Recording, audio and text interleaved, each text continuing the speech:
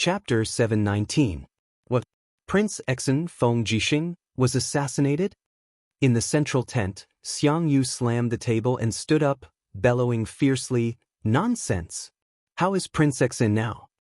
Prince Exen is fine. He's pacifying the commoners in the city and will come over in a while. General of the South Zhao Haishan's countenance was ashen. He knew what this assassination meant. "Have you found out who did it?" Xiangyu asked with narrowed eyes. "We found out. It's someone instructed by Princess Wei's retainer, Tang Xian. They used a few magic crystal cannons to explode Xiangyang City's north gate, killing and injuring over 4,000 innocent commoners. Where's Tang Xian? He's already been killed by Prince Exen. How muddle-headed." Xiangyu clenched his fists, his entire body trembling as he said, "What on earth is Tang Wei thinking? Is she really that reckless? She even dares to assassinate Feng Jixing. Is there anything she doesn't dare to do?" Zhao Haishan frowned and said, "Duke Yu, this matter definitely won't end peacefully. From what I see, the people Feng Jixing brought with him have all been killed, leaving him alone. If Feng Jixing were to come here to denounce us, we can only hand over Princess Wei. However, Princess Wei is Duke Yu's wife. I think we might as well beat her at her own game." With that, Zhao Haishan made a slashing gesture. His meaning was clear. "No." Xiangyu seemed to have lost all his strength. He sat down on the chair weakly and said, "Tang Wei wants to force me to fall out with Feng Jixing, forcing me to take revenge for the Tang clan. But I can't do that. I, Xiangyu, am a hero who has done my best for the empire and the people of the world.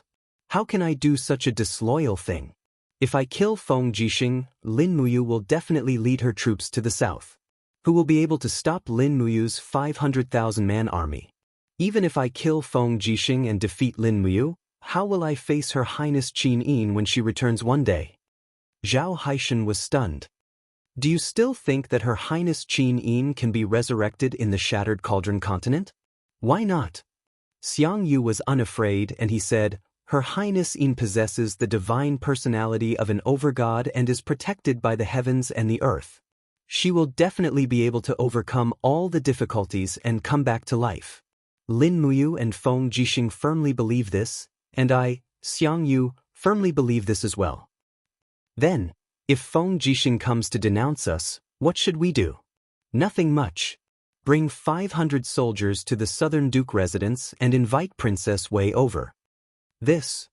Zhao Haishan pondered for a moment, then cupped his fists and said, "Yes, Duke Yu." The sound of training resounded in the camp. Numerous cavalrymen galloped forward and forth, practicing the tactics to deal with demons. Although the valiant dragon camp had won the battle in Tongtian province and the Mingshan Corps of Xiangyang City probably wouldn't have a chance to encounter demons again, they still practiced this tactic, hoping to have another chance to fight demons again one day.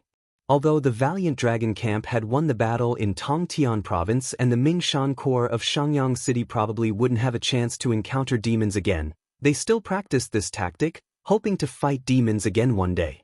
Below the Yuan Gate, there were messy horse hoofprints. It was muddy after the rain. A pair of pure black battle boots stepped into the muddy water.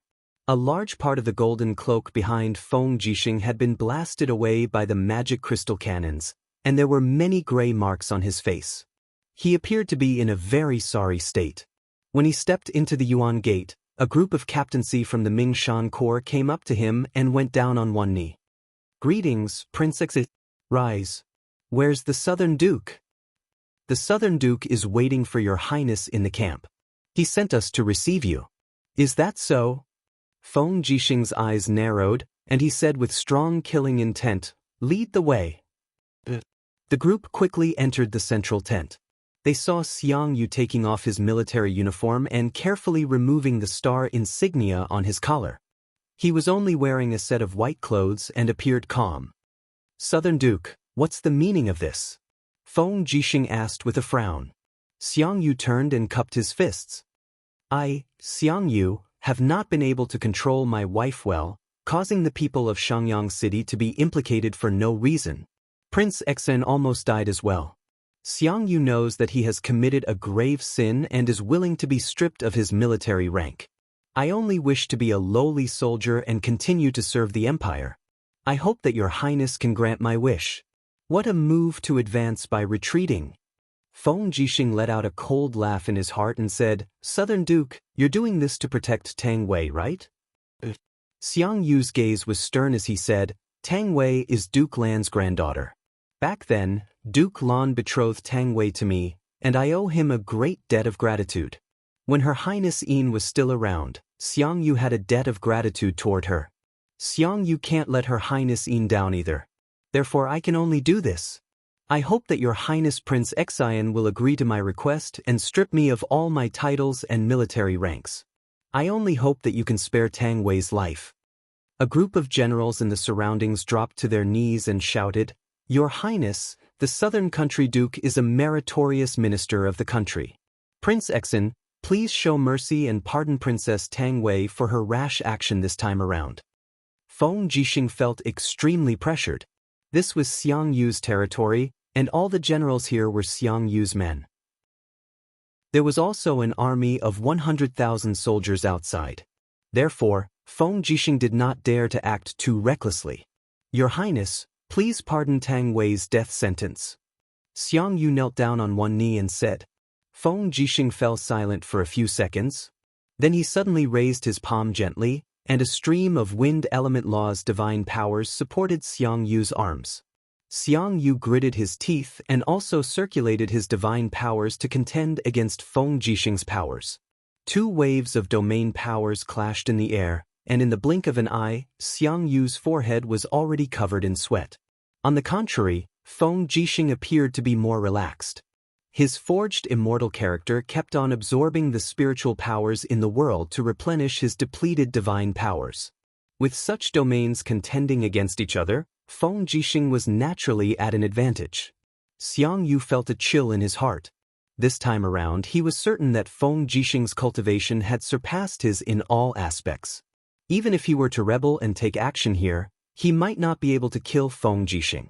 On the contrary, he would end up as a disloyal minister. Once Feng Jixing returned to Sunset City and raised an army of 300,000, it would be his end.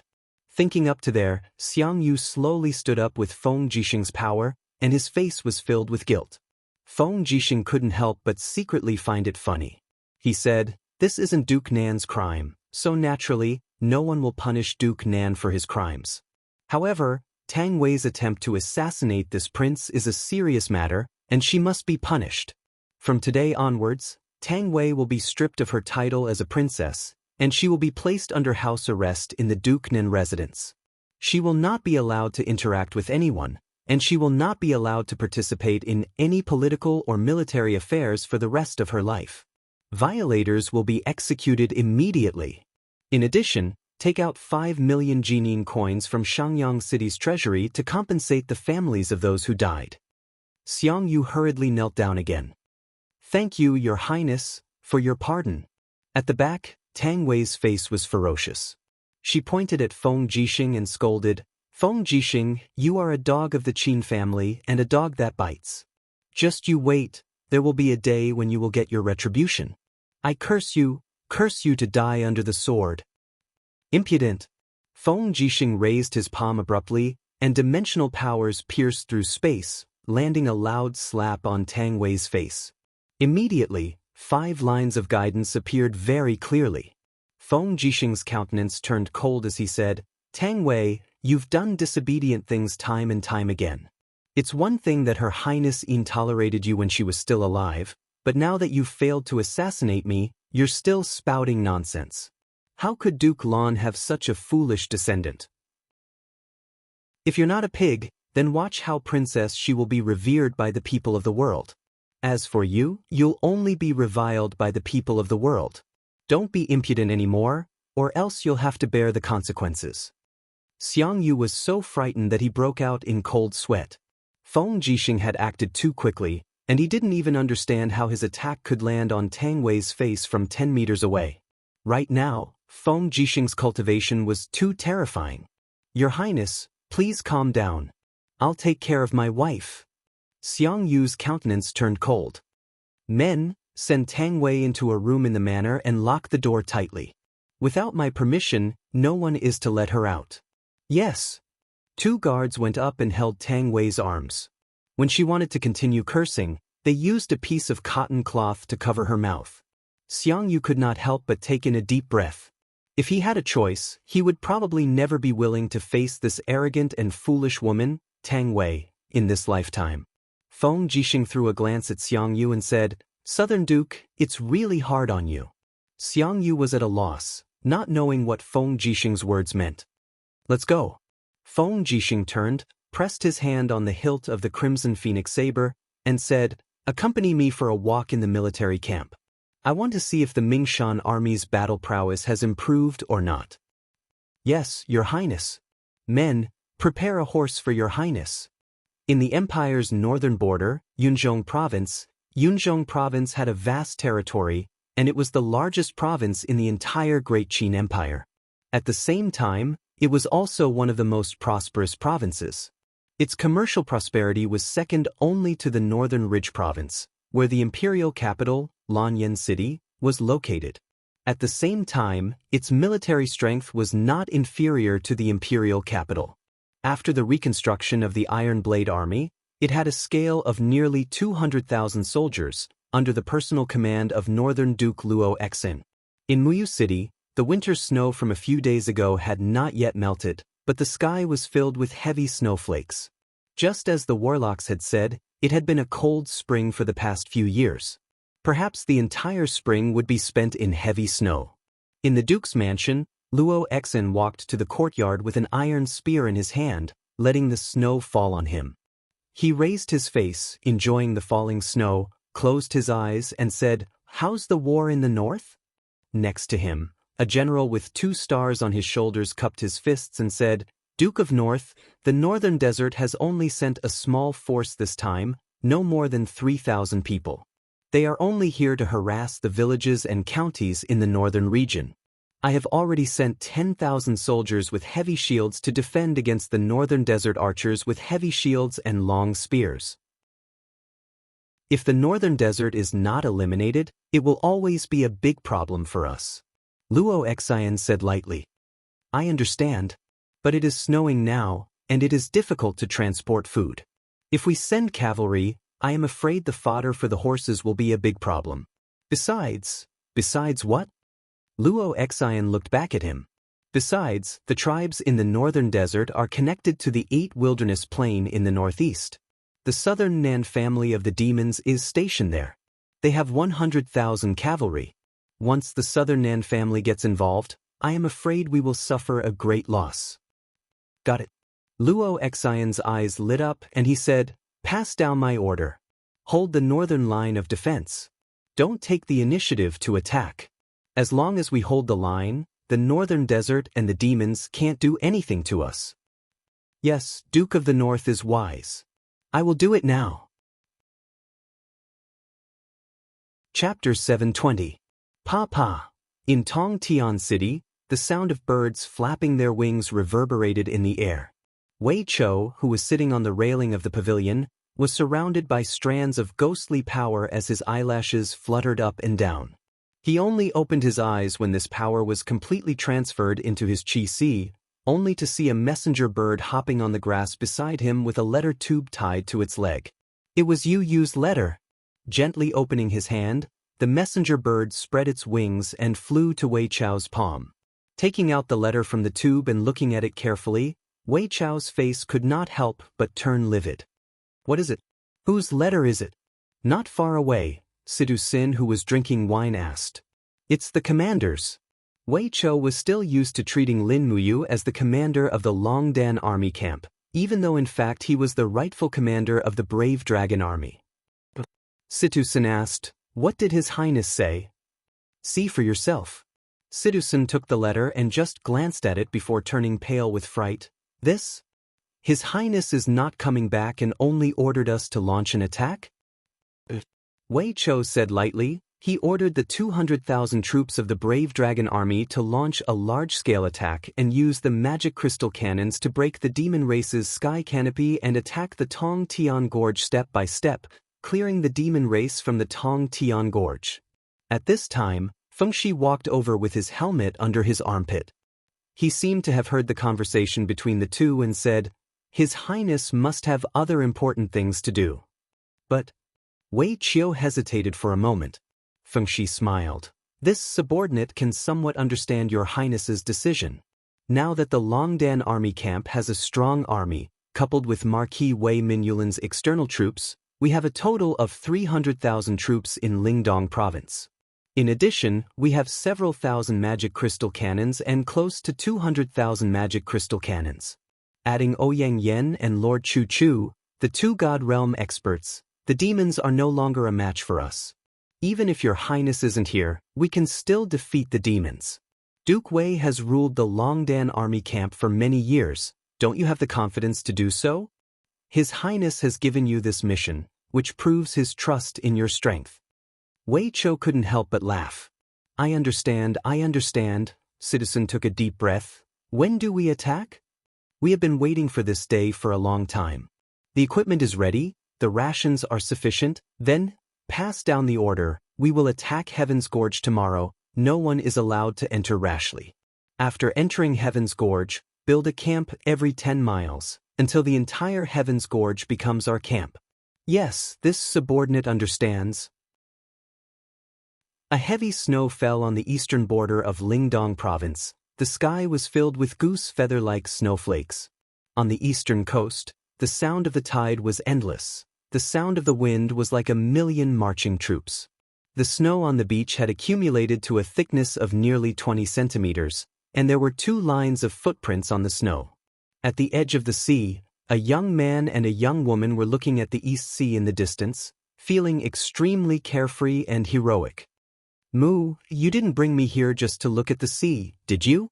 Tang Xiaoxi raised her hand to tighten the collar of her robe and said with a smile, "In my impression, you're not a very romantic person, especially towards me." Lin Muyu couldn't help but smile and held Tang Xiaoxi's hand, saying, "Don't worry, from now on, I will treat you the same way I treat Xiaoyin. The knot in my heart has been untied. I won't restrain myself like that anymore." "Really?" "Of course. But this time, I really didn't come to the eastern coast to take you out for a walk." Tang Xiaoxi narrowed her beautiful crescent moon-like eyes and asked with a smile, "Little Shi, do you feel anything?" "It's right here." "Feel?" Tang Xiaoxi was confused. "No, I just feel cold." "It's not cold. When you breathe the air here, do you feel different from before?" "No." Tang Xiaoxi pouted. "What's wrong with you?" "I don't know either." Lin Muyu frowned and said, "You just feel that there's something different in the air?" "What is it?" "I can't explain it clearly. These days, I've been feeling that there's something in the east fusing into the air, like..." He pondered for a long time and said, "Like an invisible element has entered our world, so I always feel a vague uneasiness in my heart, feeling that there must be something in the east. The East Sea is a forbidden area. No one has been able to go there for tens of thousands of years. You're not thinking of challenging it, are you?" "Yes, I really want to go and have a look." Lin Muyu widened her eyes and looked at the endless East Sea, saying, "I'm now one of the 3 kings of the empire. I must protect this land until Xiaoyin comes back. I feel a faint threat from the east. If I don't go and have a look, I won't be able to sleep well." "But..." Tang Xiaoxi pursed her red lips. "I've just found you, and we haven't even had a few good days together, but you want to bring me to court death. I feel so wronged." "Ha, it's fine. You stay here and wait for me. I'll be back soon. I'll definitely be back in a day and night." "No, I want to go with you. I'm worried about you going alone." "All right." Lin Muyu nodded. "Then, when do we leave?" "Let's go now." "Okay." 2 rays of light shot into the sky, flying close to the sea surface towards the distant sea, instantly reaching supersonic speed. Not long after, the sky was filled with dense clouds, lightning flashing. It was the storm domain, also the forbidden area of the East Sea. "Fly there directly." Lin Muyu smiled, her body wrapped in dense supreme divine power, and like 2 sharp arrows, she shot through the entire storm domain with Tang Xiaoxi, directly arriving at the other side of the storm domain. Further ahead, it was still a boundless sea. Occasionally, a few small islands appeared, but there were no inhabitants on them. Just like that, after flying for half a day, it was still the sea in front of them. Immediately, Tang Xiaoxi felt a little uneasy. There's not even a place to rest. Moo, are we still going to continue flying forward? Once we run out of energy, we'll drown, or be eaten by the sharks in the deep sea. Lin Muyu frowned. The faintly discernible power in her spirit sense also seemed to be a little blurry. Could it be an illusion? Was it really just a boundless sea in the east, and there was nothing else at all? At this moment, Tang Xiaoxi suddenly pointed to the south. Look, there's something over there. On the surface of the sea, there were a few small black figures. Lin Muyu hurriedly turned around and flew over. As she got closer, she realized that it was a few warships, and the flag on the bow was very familiar. It was actually the flag of the Iha nation. Could it be Long Qianlin and Ding Shi's men? Without another word, Lin Muyu flew straight over and landed on the deck with a bang. Who's there? A group of Iha nation soldiers on the warships pulled out their weapons and pointed them straight at Lin Muyu. Among them, those with slightly sharper eyes already recognized them. Oh my god, it seems to be the Empire's Qin Emperor, Lin Muyu, and the Fugua Princess, Tang Xiaoxi. Lin Muyu walked leisurely on the deck and said, "Call your highest officer over to speak." A man with the insignia of a Chiliarch on his shoulder walked over and said, "I am Iha Nation's Chiliarch, Zhang Wancheng. Greetings to the Qin Emperor, Lin Muyu, and Princess Tang Xiaoxi." "Zhang Wancheng, where are you going?" Lin Muyu asked. Zhang Wancheng said respectfully, "Reporting to your highness, under the Dragon Commander's orders, we are heading to the outer regions of the East Sea in search of a new world." A new world? Yes, we are only 3 scout warships in charge of exploring a new territory. Zhang Wancheng looked very cautious as he said, "Iha Nation is already declining. The food on the dragon-shaped island can't feed so many people, so we can only look for a new place to live. I hope that your highness can let us go. I thank you for sparing my life. How can you be sure that there is a new land on the sea?" Tang Xiaoxi asked. "We are not sure." Zhang Wancheng shook his head and said bitterly, "This is the 7th day of our voyage. If the wind is with us, we can still sail. Otherwise, we can only rely on the sailors to row. However, this is our mission. If we can't find a new land, we can only die on the sea. The food on the ship can last for another 40 days. After 40 days, we will probably die." Lin Muyu smiled faintly and patted Zhang Wancheng's shoulder. "Then I wish you good luck. Oh yes, if you can go back alive and see Long Qianlin, remember to tell him that I will always remember Chu Huayin's death. One day, I will take his head to comfort Chu Huayin and Qin Lei's souls in heaven." "Yes," Lin Muyu nodded at Tang Xiaoxi. The two of them stepped on the ground and flew up, disappearing from everyone's sight in the blink of an eye. There wasn't a single island nearby. The continuous flight had indeed caused Lin Muyu and Tang Xiaoxi to feel exhausted. They needed to eat and rest. Moreover, Lin Muyu's spiritual pulse technique had explored a radius of nearly 200 miles. There weren't any strong energy waves within 200 miles. It seemed that the East Sea was really just a boundless sea. They turned back and returned to the Empire's territory. 3 days later, the 3 warships from Iha Nation were still slowly sailing in the sea.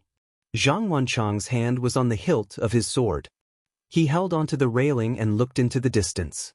His face was indescribably lonely. Perhaps he was really going to die in this boundless sea? However, as the 3 warships were sailing slowly, everyone didn't notice a figure in the sky looking at them from afar. Zhang Wancheng's cultivation was higher, so he was the first to feel that something was wrong. He quickly raised his head and a sharp light appeared in his eyes. "Who is it?" Swoosh! A figure broke the space crack and stood directly 100 meters away from the bow of the warship. It was a middle-aged expert in his 40s. He was wearing thick armor, and his face was full of arrogance.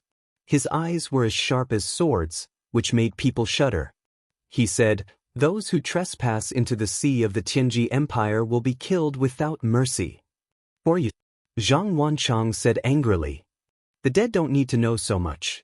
The newcomer laughed. Shield wall, bows and arrows. Zhang Wanchang ordered hurriedly. Dozens of soldiers from Iha Nation quickly formed a shield wall. However, the unfamiliar expert in the distance suddenly raised his arm. Divine power was enshrouded in his palm, and he suddenly struck with his palm. Bang! The main warship was the first to bear the brunt of the attack, and it was smashed into pieces along with the seawater. Oh my God! The group of soldiers from Iha Nation were scared out of their wits, but they couldn't escape. The other two warships were also destroyed by the unfamiliar expert's two subsequent palm strikes. He floated above the water, raised his hand, and grabbed the neck of a squad leader of Iha Nation who had fallen into the water. He said with a smile, "Let's go. Follow me to see His Majesty. Your tongue is very precious." Chapter 721. Jejia, a bone-chilling cry rang out from the barren land. No one knew what creature it was, but there was no doubt that the beasts living in the land of exile were powerful existences that could kill without leaving a trace.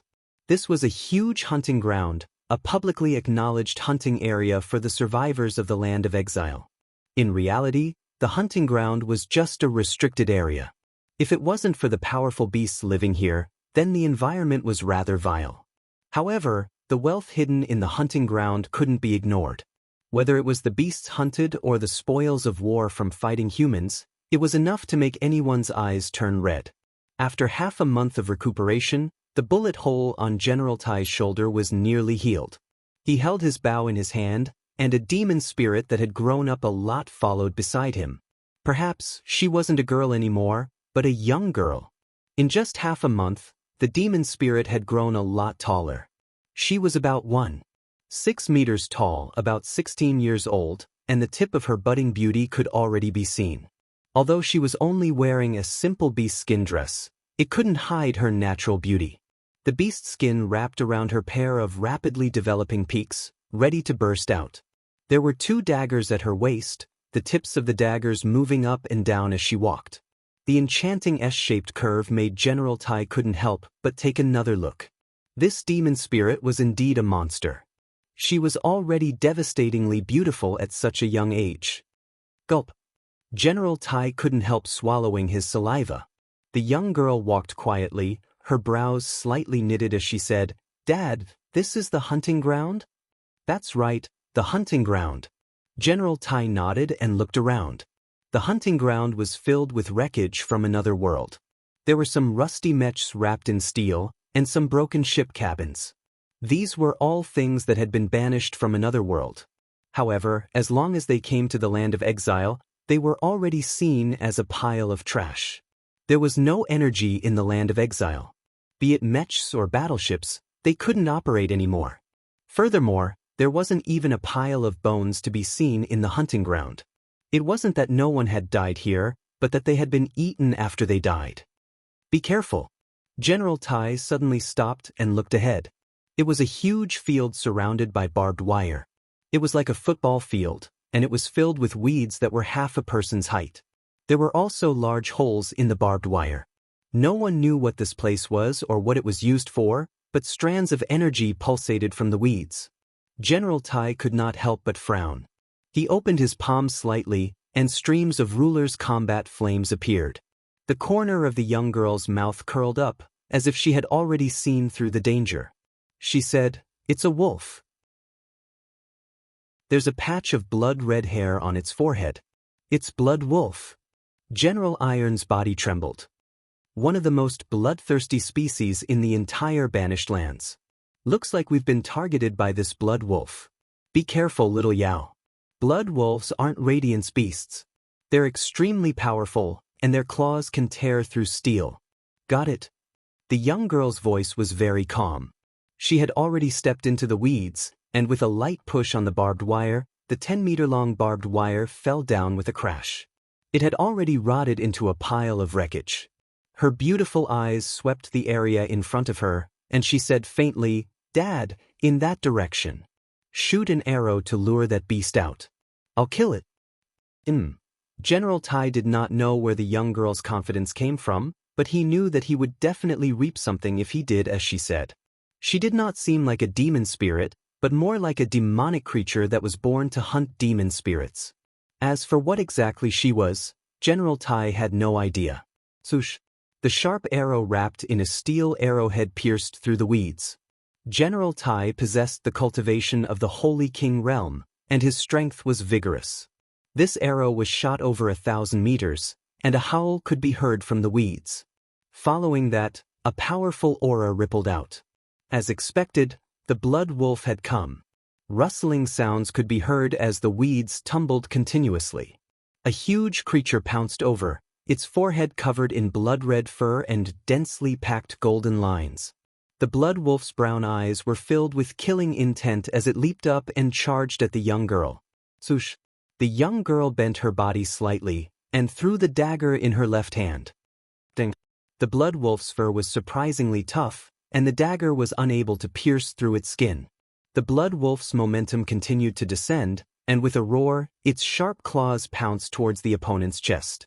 The young girl suddenly spun around, bringing with her a small whirlwind and a soft mist, causing the blood wolf's sharp claws to lose direction. Bang! The blood wolf's claws fell into the wilderness.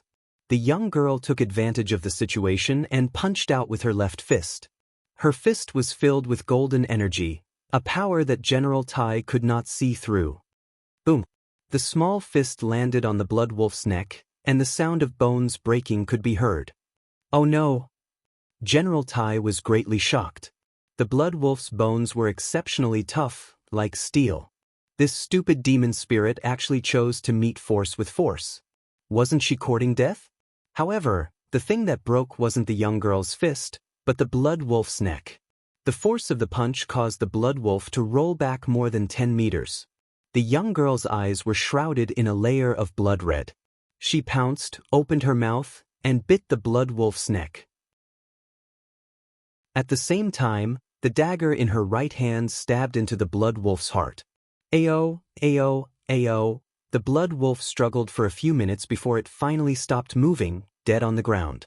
The young girl slowly stood up and wiped the blood from her mouth. In fact, she actually hated the smell of blood. There were a few frightening wounds on her shoulder, the work of the blood wolf's sharp claws. Great, well done. General Tai happily flew forward. This blood wolf was very majestic, at least 150 kilograms, enough to eat for half a month. Moreover, the blood wolf's fur could be used to ward off the cold, and its bones and claws could be made into weapons. In the land of exile, the blood wolf was a great treasure. General Tai didn't even look at the young girl. He was busy moving the spoils of war. A trace of displeasure flashed across the young girl's face. She gently knelt on the ground and stuck out her tongue to lick the wound on her arm. The wound quickly stopped bleeding, and then it began to heal. General Tai grabbed the blood wolf's head and slung it over his shoulder. He said with a smile, "This is great. I didn't expect to have such a great harvest on my first trip to the hunting grounds. Little Yao, let's go back. We shouldn't stay here for long." The young girl didn't reply. She stood up and looked into the distance at the depths of the barren land surrounded by the barbed wire. "What's wrong? Is there anything else?" General Tai asked. The young girl didn't say anything. She only nodded slightly. Could there be a big deal? General Tai was overjoyed. He quickly buried the blood wolf's corpse in the bushes and pulled out a shining sword from his waist. He said, "Let's go. Let's bring Dad to have a look." In the depths of the barbed wire, a dilapidated house sat there. Perhaps it wasn't really a house, but a huge shipping container. There were many holes on the outside of the container, and when the cold wind blew, it let out a ghostly howl. The metal door was ajar, and it was pitch black inside. Nothing could be seen clearly. "What's wrong? Is there anything inside?" General Tai asked. The girl furrowed her brows, but didn't say anything. She quickly sniffed the air with her delicate nose, and a strange smell filled her nose. It was the smell of wine. No one would have thought that there would be wine in the banished lands, and it was a very fragrant wine. Go in and take a look," General Tai said in a commanding tone. The young girl didn't retort. She reached out to push open the rusty metal door. Swoosh! The sound of wind came. It was a military saber. The young girl hurriedly retracted her hand, but it was too late. The saber was too fast, and it left a shallow wound on her wrist. As her strength increased, she was no longer injured by ordinary attacks. In fact, the wound didn't even bleed. However, this wasn't the only attack. Suddenly, bolts shot out from the pitch-black house. The young girl's reaction was extremely fast. She quickly bent down and rolled on the ground. The bolts flew past her head and into the bushes, kicking up mud. That was close. Bam! The door suddenly collapsed, and a short figure jumped out of the container. It was a dwarf, a human less than a meter tall. He held a shiny steel saber in his hand. It was very eye-catching. The dwarf ran very quickly. As he ran, he cursed, "Darn girl, you actually entered my domain. Just you wait. I'll kill you one day." But the dwarf only took a few steps before he suddenly couldn't move. His body was controlled by a kind of domain power. Looking up, he saw a strong man descending from the sky, waving flames in his palm. The man sneered and said, "Short winter melon, you actually dare to hurt my daughter. Are you courting death?" "You..." Before the dwarf could say anything, his head suddenly flew off. General Tai's sword could split mountains, and the dwarf's cultivation was extremely low. How could he be General Tai's match? "Little witch, are you all right?" General Tai asked. The young girl got up from the ground and shook her head. Go in and see what's inside." The young girl stepped in and found that there were a few crossbows that had run out of arrows facing her. A ray of light shone in from the hole in the container, illuminating everything inside. The container was like a treasure trove in the ruins. It was filled with fine wine, and there were also rows of medicine and weapons. The dwarf had probably relied on these to survive in the hunting grounds. Otherwise, with his strength, he would have been killed long ago. On the weapons rack, a short saber that glowed faintly and had words that the young girl didn't recognize engraved on it attracted her attention. The dwarf's weapons were not ordinary sharp. The young girl immediately fell in love with it. She grabbed the short saber and hung it at her waist. At that moment, General Tai walked into the container and quickly sniffed. He couldn't help but laugh out loud. "Great, this is heaven. There's wine. My God, there's actually tequila. There's even canned food. This dwarf really knows how to enjoy himself." Chapter 722. General Tai almost danced with joy. Canned food had a very long shelf life and could be stored for a very long time, and these wines were supreme treasures. Coupled with the weapons, medicines, and so on, it was like he had discovered a paradise. Unfortunately, this was a hunting ground, and there would be other hunters coming to visit. General Tai didn't feel that his Saint King realm cultivation was enough to protect these treasures, so he decided to take them back to his residence. Just like that, after 3 trips, most of the treasures were finally sent back to the cave he lived in before nightfall. After piling up a large amount of resources, the cave seemed much more crowded. General Tai found some salt and spices from the treasures, chopping off one of the blood wolf's legs and starting to cook delicious meat soup. Meanwhile, the girl continued to sit quietly on the meadow, staring at the wound on her wrist in a daze. After a long time, the fragrance of the meat soup grew stronger. "Hey, little witch." General Tai suddenly looked at her and asked, "Do you drink?" The girl shook her head slowly.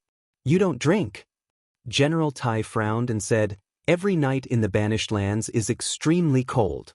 It's impossible not to drink. This fine wine is good stuff. Not only can it ward off the cold, but it can also make a person drunk, making them forget all their worries and worries. Come, have some with your father?" The girl shook her head. "I don't drink." "What did you say?" General Tai raised his eyebrows. "You dare to disobey even your father's words?" "I don't drink."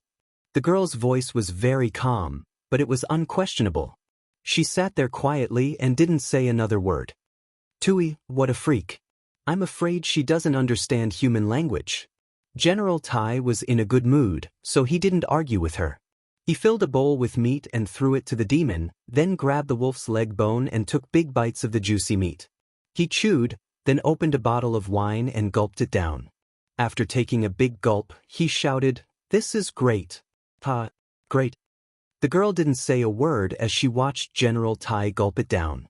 In the middle of the night, the pot of meat was almost finished. Behind General Tai were 4 empty wine bottles. His face was flushed red as he leaned against the wall of the cave in a drunken stupor. He gently rubbed his stomach, his face filled with satisfaction. At this moment he glanced at the demon spirit 2 meters away. Once again he realized that this demon spirit was simply a heaven-sent beauty. Under the dim light of the bonfire, the demon spirit's exquisite face was beautiful beyond compare. Her pair of beautiful eyes were as clear as crystal. She quietly sat there with the corner of her mouth slightly raised, making her appear extremely charming.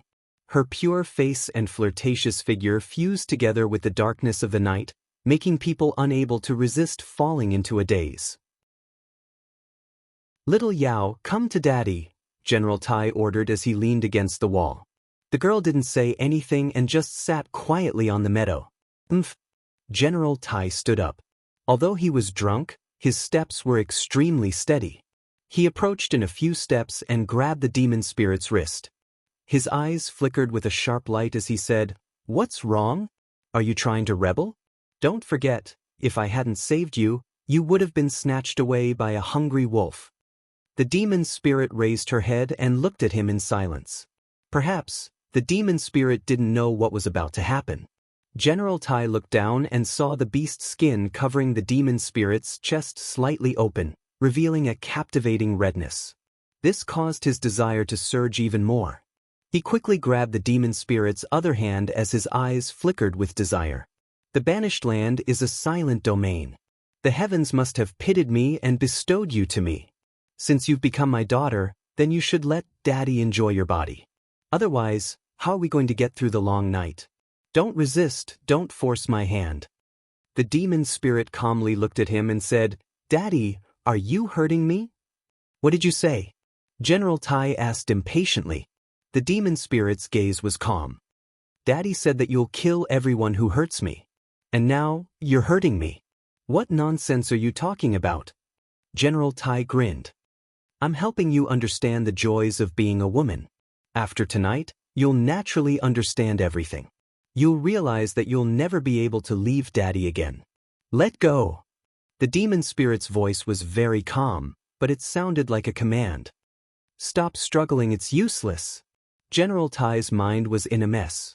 He moved his stubbly mouth towards the girl's neck, but before he could get within 10 centimeters, he suddenly felt a sharp pain in his abdomen. It was the girl kicking him with all her might. Arg!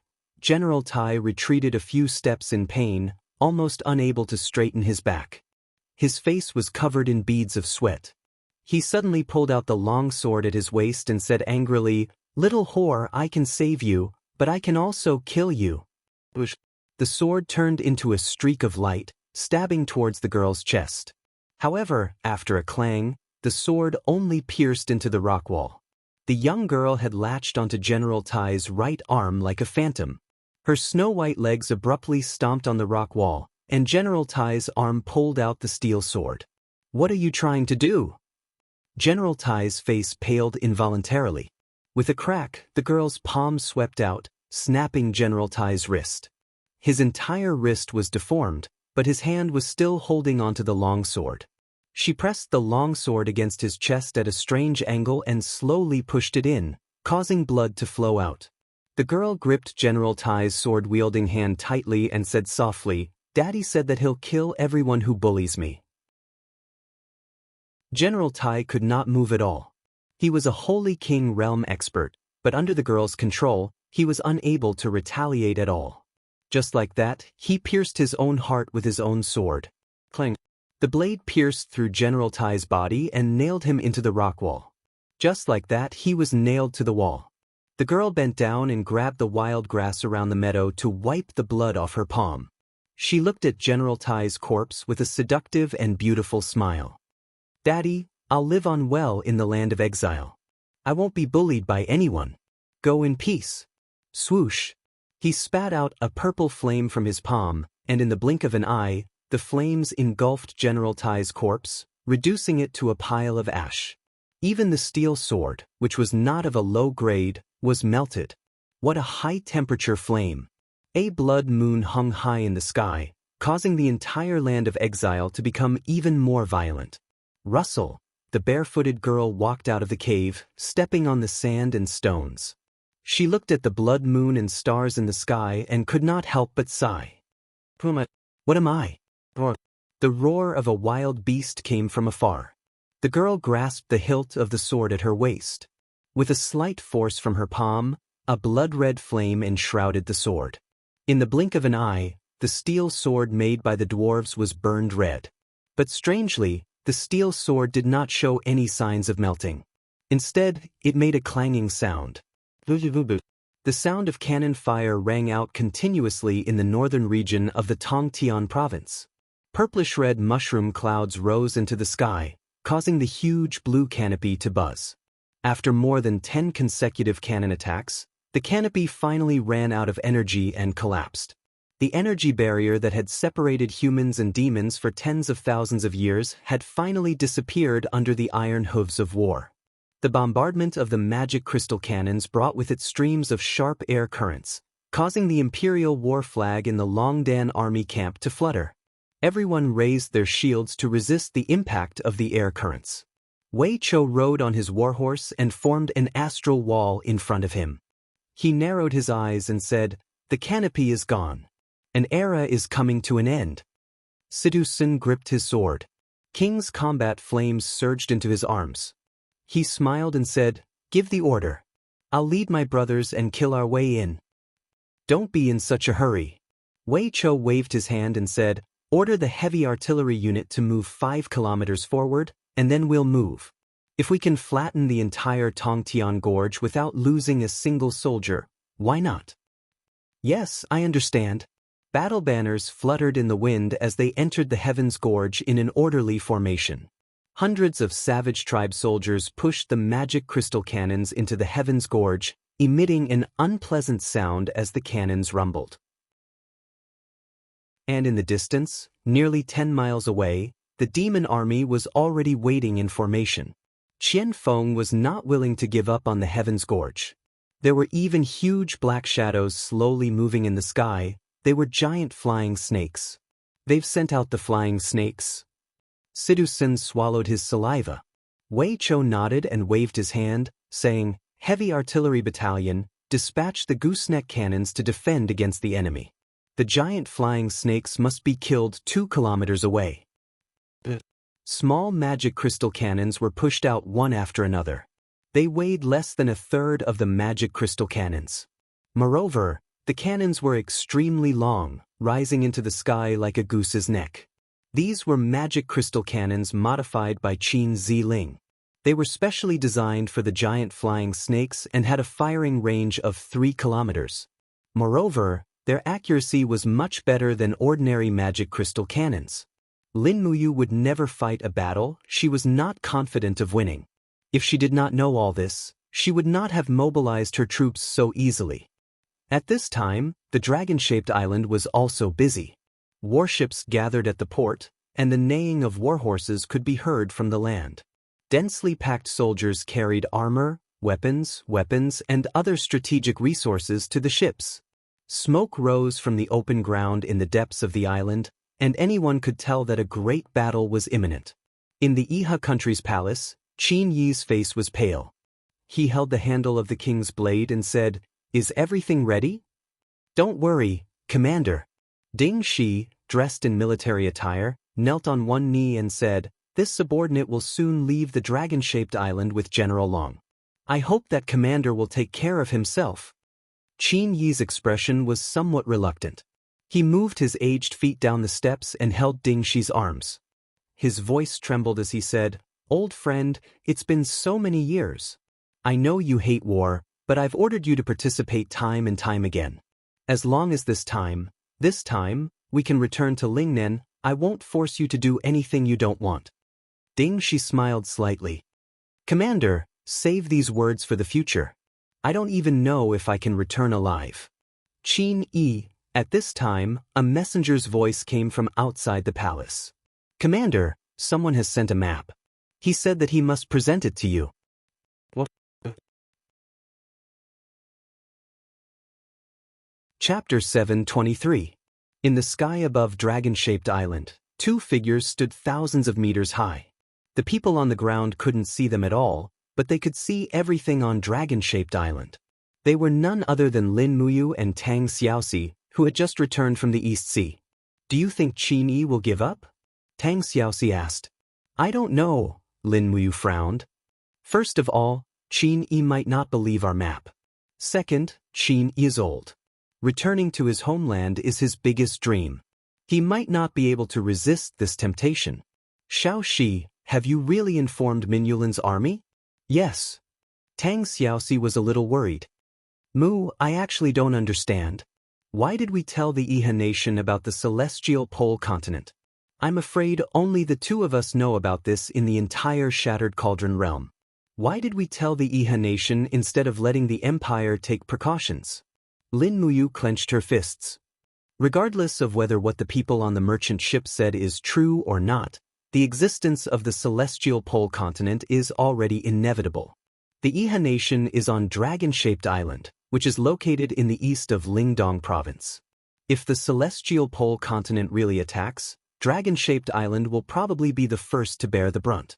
At that time, Long Lin and Ding Shi will become the first line of defense for the humans of the Shattered Cauldron realm. I don't want them to die in vain.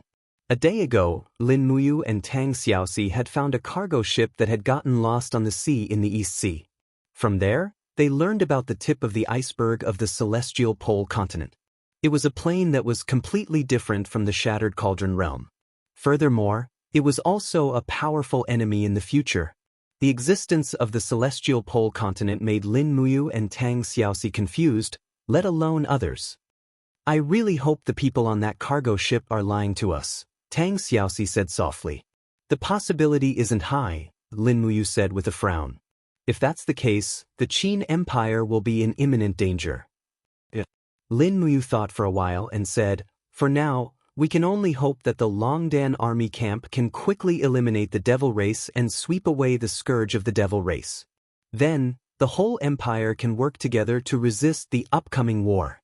If it wasn't for the fact that I had to quickly return to set up a defense, I really wanted to go to the celestial pole continent and see what that continent, which is on the same plane as us, looks like.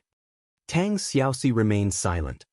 In the palace hall of the dragon-shaped island, a simple map was unfolded. Qin Yi, Long Lin, Marquis Sunset Manning, Ding Shi, and the others were looking at it together. How is this possible? Man Ning wriggled his chubby palm, took the wine cup from the waiter, and said, to the east of the dragon-shaped island is an endless sea. For tens of thousands of years, I've never heard of another continent. How is this possible? Qin Yi narrowed his eyes and said, General Long, this map was sent by a mysterious person. Do you think the celestial pole continent really exists? Long Lin cupped his fists and said, Commander-in-Chief, let's not talk about whether this celestial pole continent really exists or not. However, the map's records are reasonable and based on evidence. It even marks the military strength of the three empires in the celestial pole continent. I think we have to guard against it. Ding Shi stretched out his palm and stroked the rough map. The figures on it were just drawn. He thought for a while and read the words on it, saying, the total area of the celestial pole continent is more than 7 times that of the Shattered Cauldron realm. It is ruled by 3 empires. Among them, the Tianji Empire is the strongest, with 800,000 elite troops. The Celestial Empire has the largest territory, occupying 40% of the continent. Its 6 major armies have a total military strength of 1.5 million. The Blackstone Empire has the smallest territory and the smallest population, but it also has 500,000 elite troops. If what is recorded on this map is true, I'm afraid that the doomsday has come for both the Iha Empire and the Qin Empire. Qin Yi said, now that our 3 armies are on standby, are we going to attack the Lingkong province or not? If we miss this opportunity to strike with Qianfeng, I'm afraid there won't be a next time. Qin Huan said, Father, don't think so much. Let's attack. This is a great opportunity for us to take revenge. The majority of the Longdan army camp's troops have already entered the Heavenly Gorge. The Lingkong province and the Lingdong province are both empty. Our 200,000 troops are enough to wipe them out. What happens after wiping them out? Ding Shi frowned and said, we and the Empire will both suffer heavy losses. At that time, if the Celestial Pole continent really starts a war, how are we going to contend against them? Qin Huan's face was filled with disdain. He laughed loudly and said, Commander Ding is indeed old. A groundless map is enough to stop you in your tracks. With your courage, I'm afraid it'll be very difficult for you to lead the Iha Empire's warriors back to their homeland.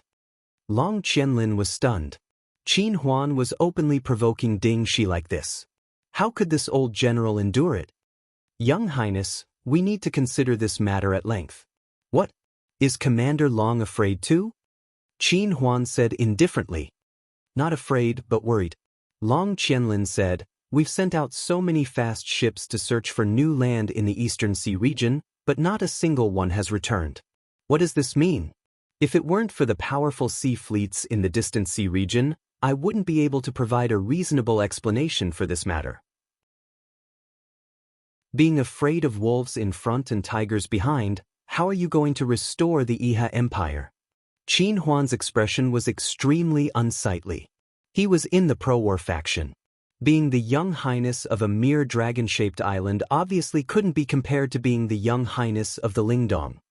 Are we going to fight or not? Marquis Manning narrowed his eyes. I think it's better to let the commander decide. Qin Yi sighed helplessly and waved his hand. Forget it. Since the two marshals have no intention to fight, let's just sit on the mountain and watch the tigers fight. Hopefully, Qianfeng can consume more of the empire's military power. Ding Shi and Long Qianlin glanced at each other in silence. They looked at the map in front of them with ashen faces.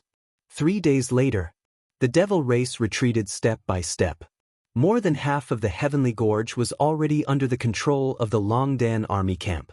Lin Muyu left Tang Xiaoxi and Ouyang Yan to guard the Longdan army camp. She had to go to the Eastern Sea region to take a look. The existence of the Celestial Pole continent was like a nightmare tormenting him. The Shattered Cauldron realm hadn't been unified yet, and a new powerful enemy had appeared out of nowhere.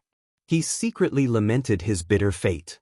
He originally thought that he would be able to return with beauties after fighting for 10 years in the Shattered Cauldron realm. Now, it seemed that he would have to fight for another 10 years. Moreover, the outcome was unpredictable. The unknown enemy was really too powerful. After flying non-stop for nearly a day, Lin Muyu flew like a sharp arrow with the power to split the waves. She sped across the sea surface. After a careful calculation, she had flown for about 2,000 kilometers.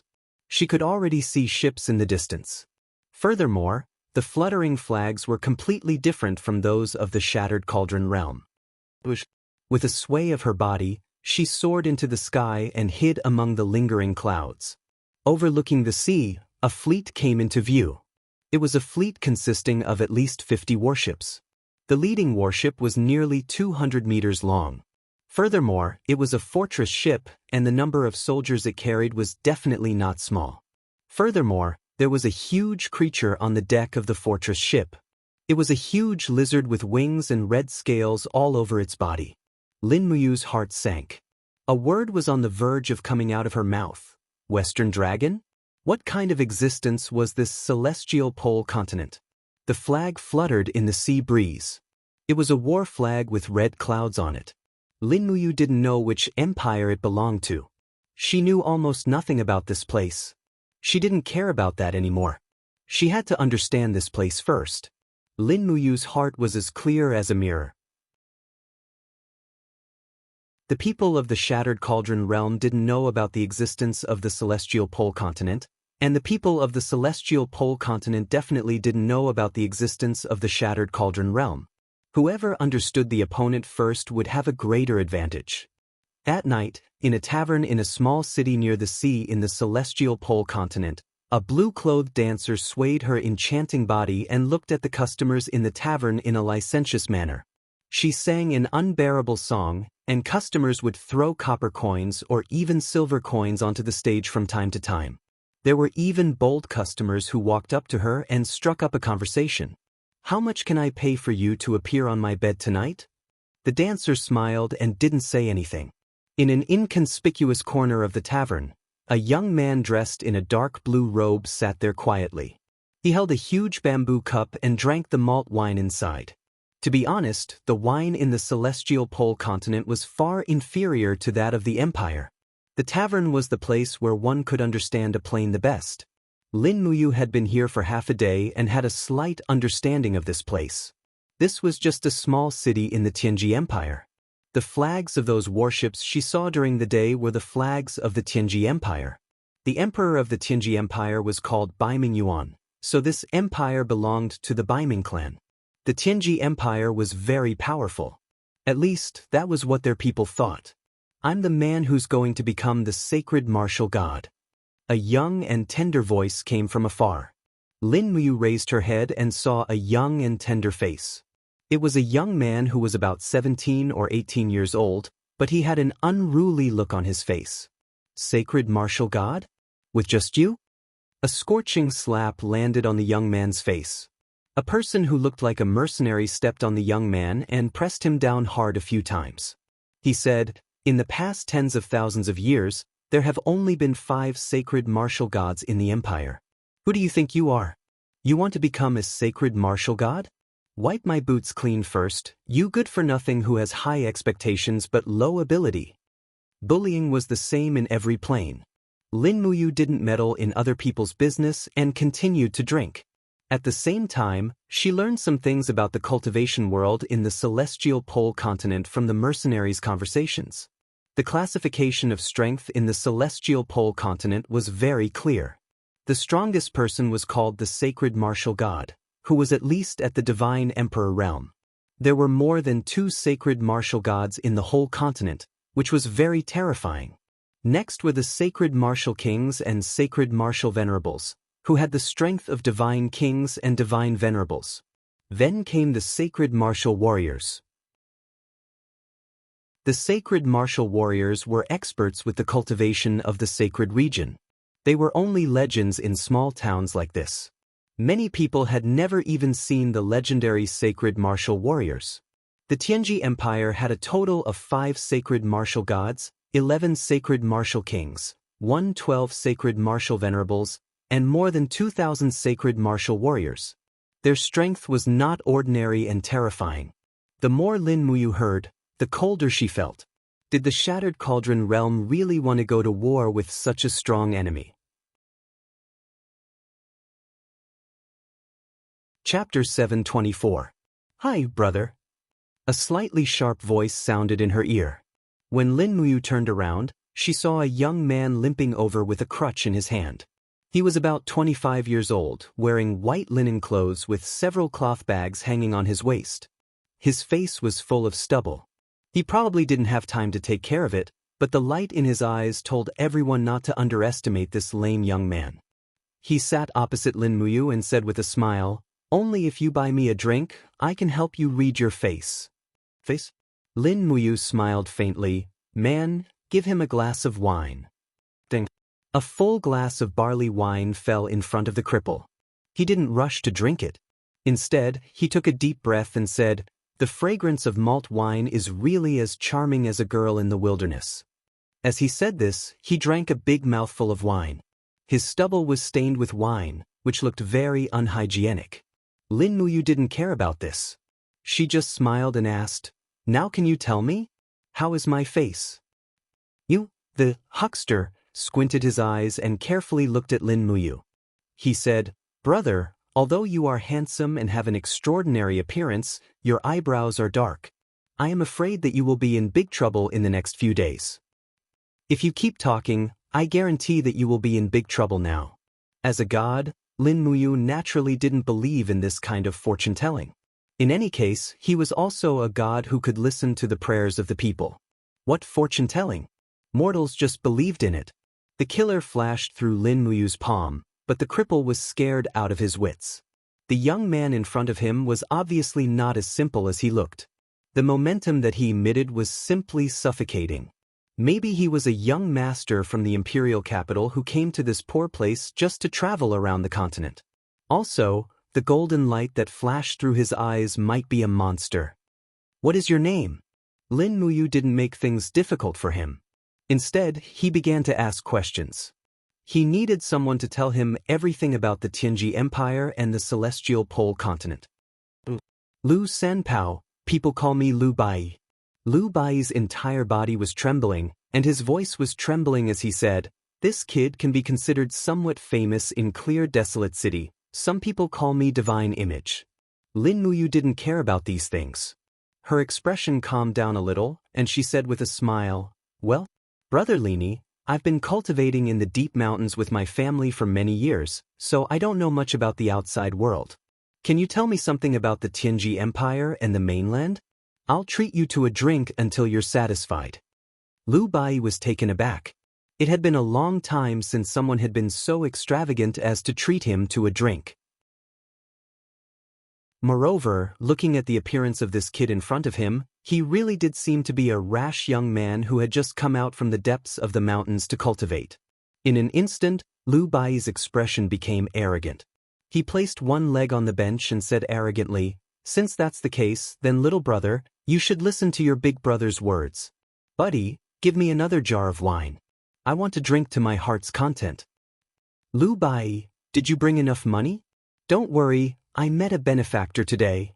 A jar of wine was placed firmly in the center of the table. Lu Bai pulled a drumstick from the roasted chicken and gnawed on it until his mouth was greasy. He said, "Brother, since you have cultivated in the mountains for many years, you must have some skills. However, there are many hidden dragons and crouching tigers in the Celestial Pole continent. Even if you have some skills, you must be careful.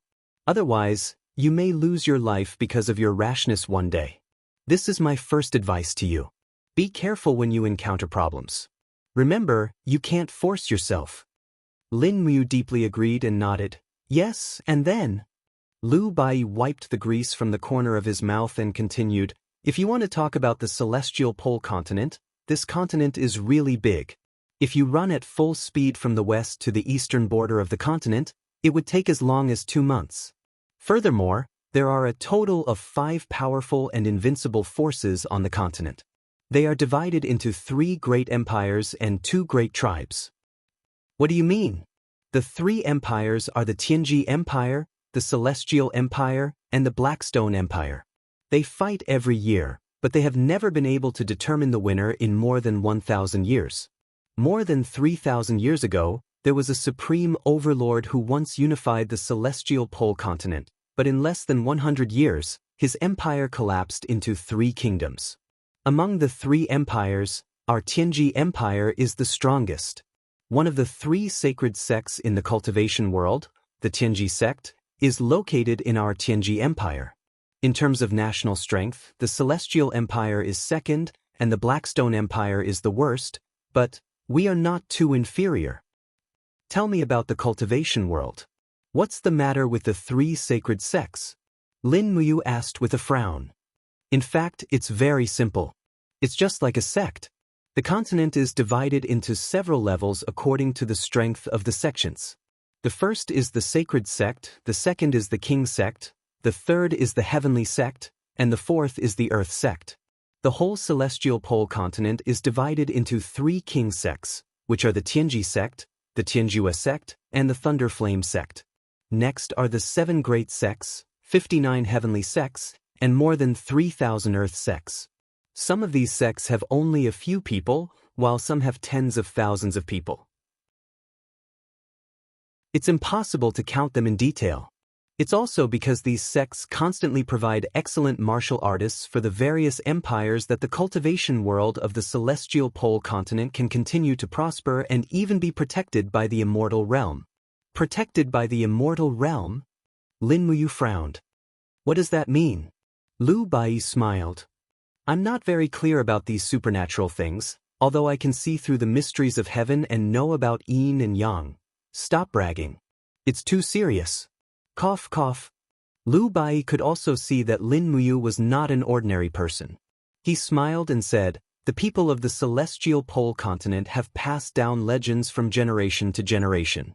It's said that the immortal realm once sent gods down to the mortal world to teach the people of the continent how to make fire from wood and how to farm, fish, and weave. Then, they imparted martial arts to some people with aptitude, allowing humans to establish a foothold in this world filled with ferocious beasts and demonic spirits and become the rulers. Farm, fish, and weave? Lin Muyu looked at the clothes of the people around him. Most of them were wearing cloth clothes, and a small number of mercenaries were wearing coarse hemp clothes. In terms of weaving skills, the celestial pole continent was far inferior to the shattered cauldron realm. He smiled slightly and didn't say much. Lu Bai didn't see any clues and continued to speak eloquently. Next, let's talk about our Tianji Empire.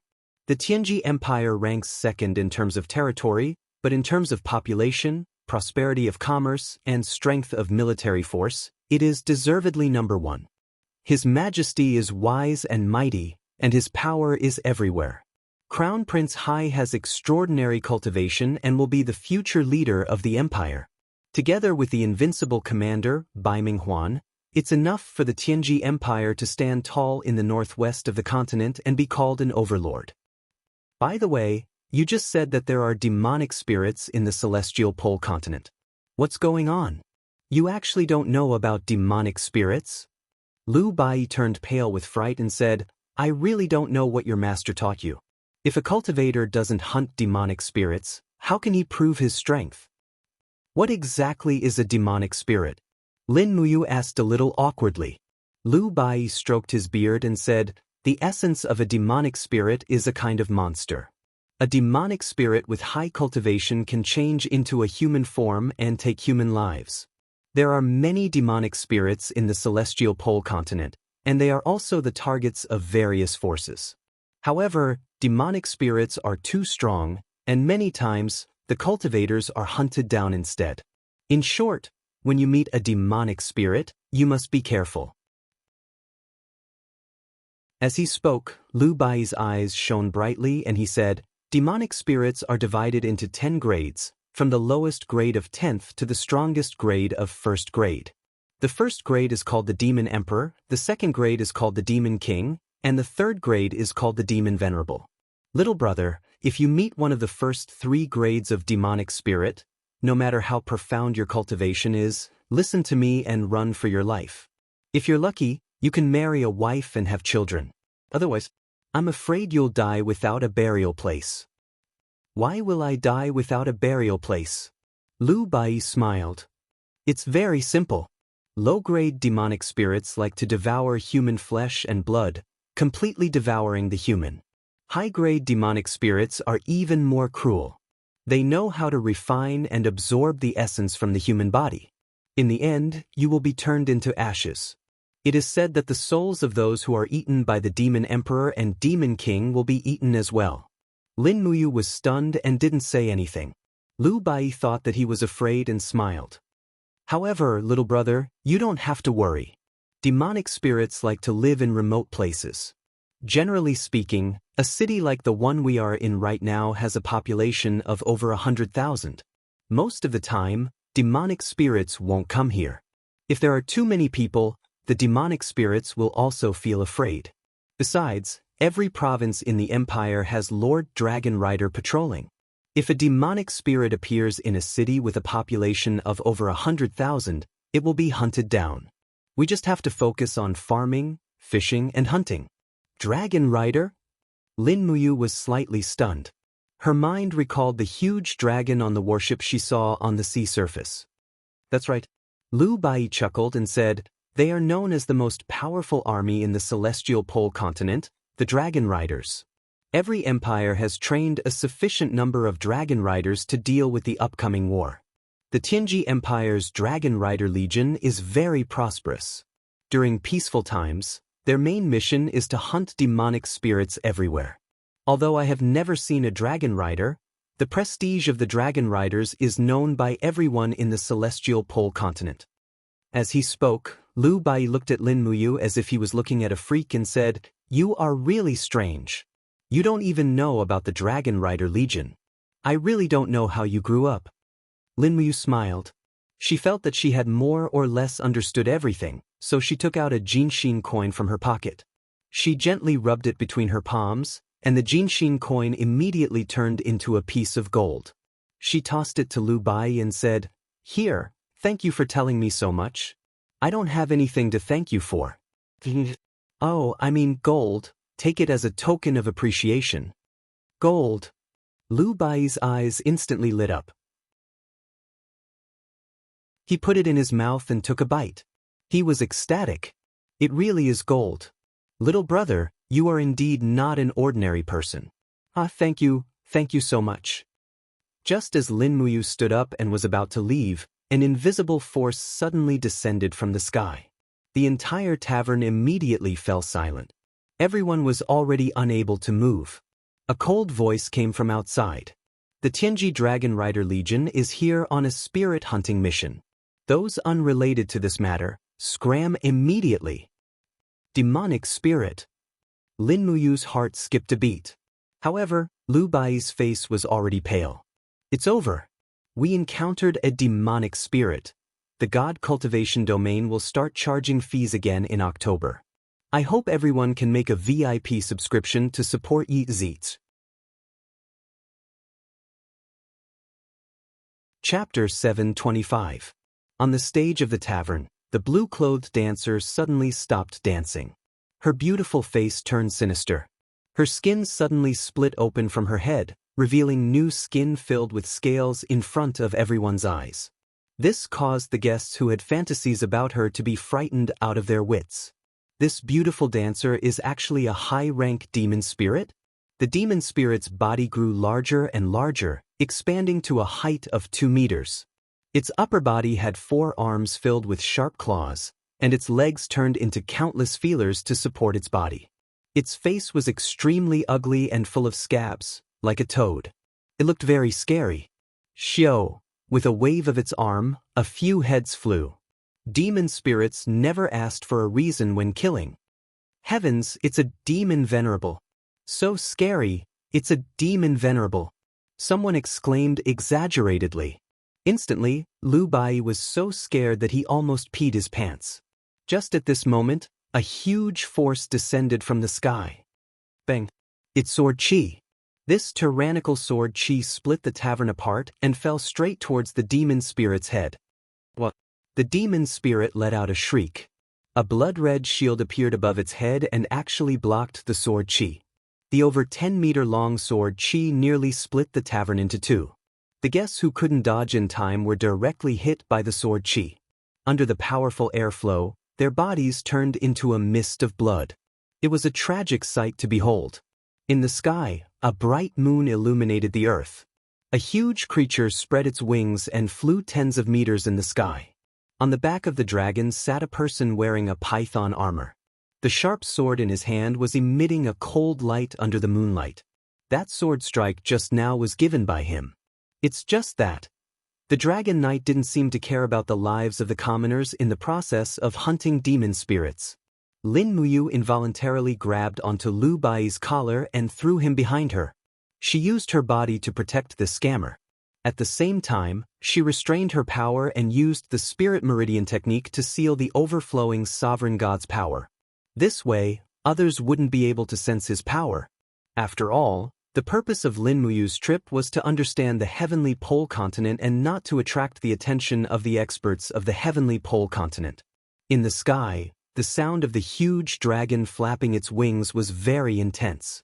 Behind the Dragon Knight, a few huge black shadows appeared. It seemed that in order to deal with this demon venerable, they had sent out more than one Dragon Knight. It's the Heavenly Jade Dragon Riders. He's a Dragon Rider General. Someone yelled. Dragon Riders were the minor leaders of a Dragon Rider army. Every Dragon Rider could command 10 Dragon Riders at most, but there were only a little more than 200 Dragon Riders in the entire Tianji Empire, so the noble status of a Dragon Rider was obvious. Lu Bai's entire body trembled, but his eyes were fixed on the Dragon Rider General in the air. He said, This Lord Dragon Rider General is actually a sacred martial king. I've seen a sacred martial king. How did you know it was the Saint Martial King? Lin Muyu was also affected by the aftermath of the sword chi. He could feel that the Dragon Rider General's sword had 37 stacks of power, which meant that he had the cultivation of 37 heavenly grottos, the first level of the God King realm. Didn't you see? He's wearing 4 golden emblems on his chest. The 3 empires will bestow emblems to the experts in their territories. 5 gold stars is the Saint Martial God, 4 gold stars is the Saint Martial King, and 3 gold stars is the Saint Martial Venerable. He has 4, so he's naturally the Saint Martial King. Lin Muyu couldn't help but sigh inwardly. His luck was really good. It was his first time coming to the celestial pole continent, and he actually encountered such a good show. Watching a Saint Martial King duel with a demon venerable. Interesting. In the sky, the Saint Martial King, who was riding on the dragon's back, said coldly, Dragon Rider General Su Chuan has led the 11th squad of the Heavenly Jade Dragon Riders here to hunt demon spirits. Unrelated people, leave immediately. Otherwise, if you're accidentally injured, the Heavenly Jade Dragon Riders will have nothing to do with it. In the tavern, the diners were desperately trying to escape. However, the door of the tavern had already collapsed, so they could only jump out of the window. Lu Bai was also anxious. He looked behind him and saw a wall. The nearest window was only 3 steps away from the demon venerable. He believed that the demon venerable wouldn't let him leave. What should I do? What should I do? We have to leave too. Lin Muyu didn't say anything. He turned around and punched the wall. With a boom, a hole appeared in the wall. He grabbed onto Lu Bai's collar and flew out, bringing him to hide in the fodder warehouse at the back of the tavern. The pile of fodder was used to feed the horses of the diners. The horse feeder had long escaped, leaving behind an empty fodder warehouse. Hide well. Lin Muyu raised his hand and threw Lu Bai into the pile of fodder. He then leaped up and sat on a bare wall, leaning against the pile of fodder to watch the show. Little brother, aren't you afraid of death? Lu Bai poked his head out and asked. Just hide well. Don't worry about me. Look at you. Lu Bai muttered. In his eyes, what Lin Muyu was doing now was simply courting death. However, Lin Muyu's heart was as clear as a mirror. The strength of the demon venerable was equivalent to that of a 15,000-year-old spiritual beast. He could kill her within 5 moves. As for the dragon rider in the air, although he was one of the sacred martial kings of the Tianji Empire, to be honest, the strength of his godhead was too weak. It could only be classified as a mortal's godhead. Although Lin Muyu was only at the 21st layer of paradise, if it was a one-on-one fight, even if he couldn't win, he wouldn't be defeated. However, this dragon rider had brought 10 dragon riders with him. Therefore, Lin Muyu restrained his aura and just acted as a spectator. It was better not to intervene in this dispute if possible. Roar! The demon venerable roared into the sky. Waves of red air rippled out. It was actually a kind of domain, crushing down in all directions. The tavern diners who didn't have time to escape exploded one after another.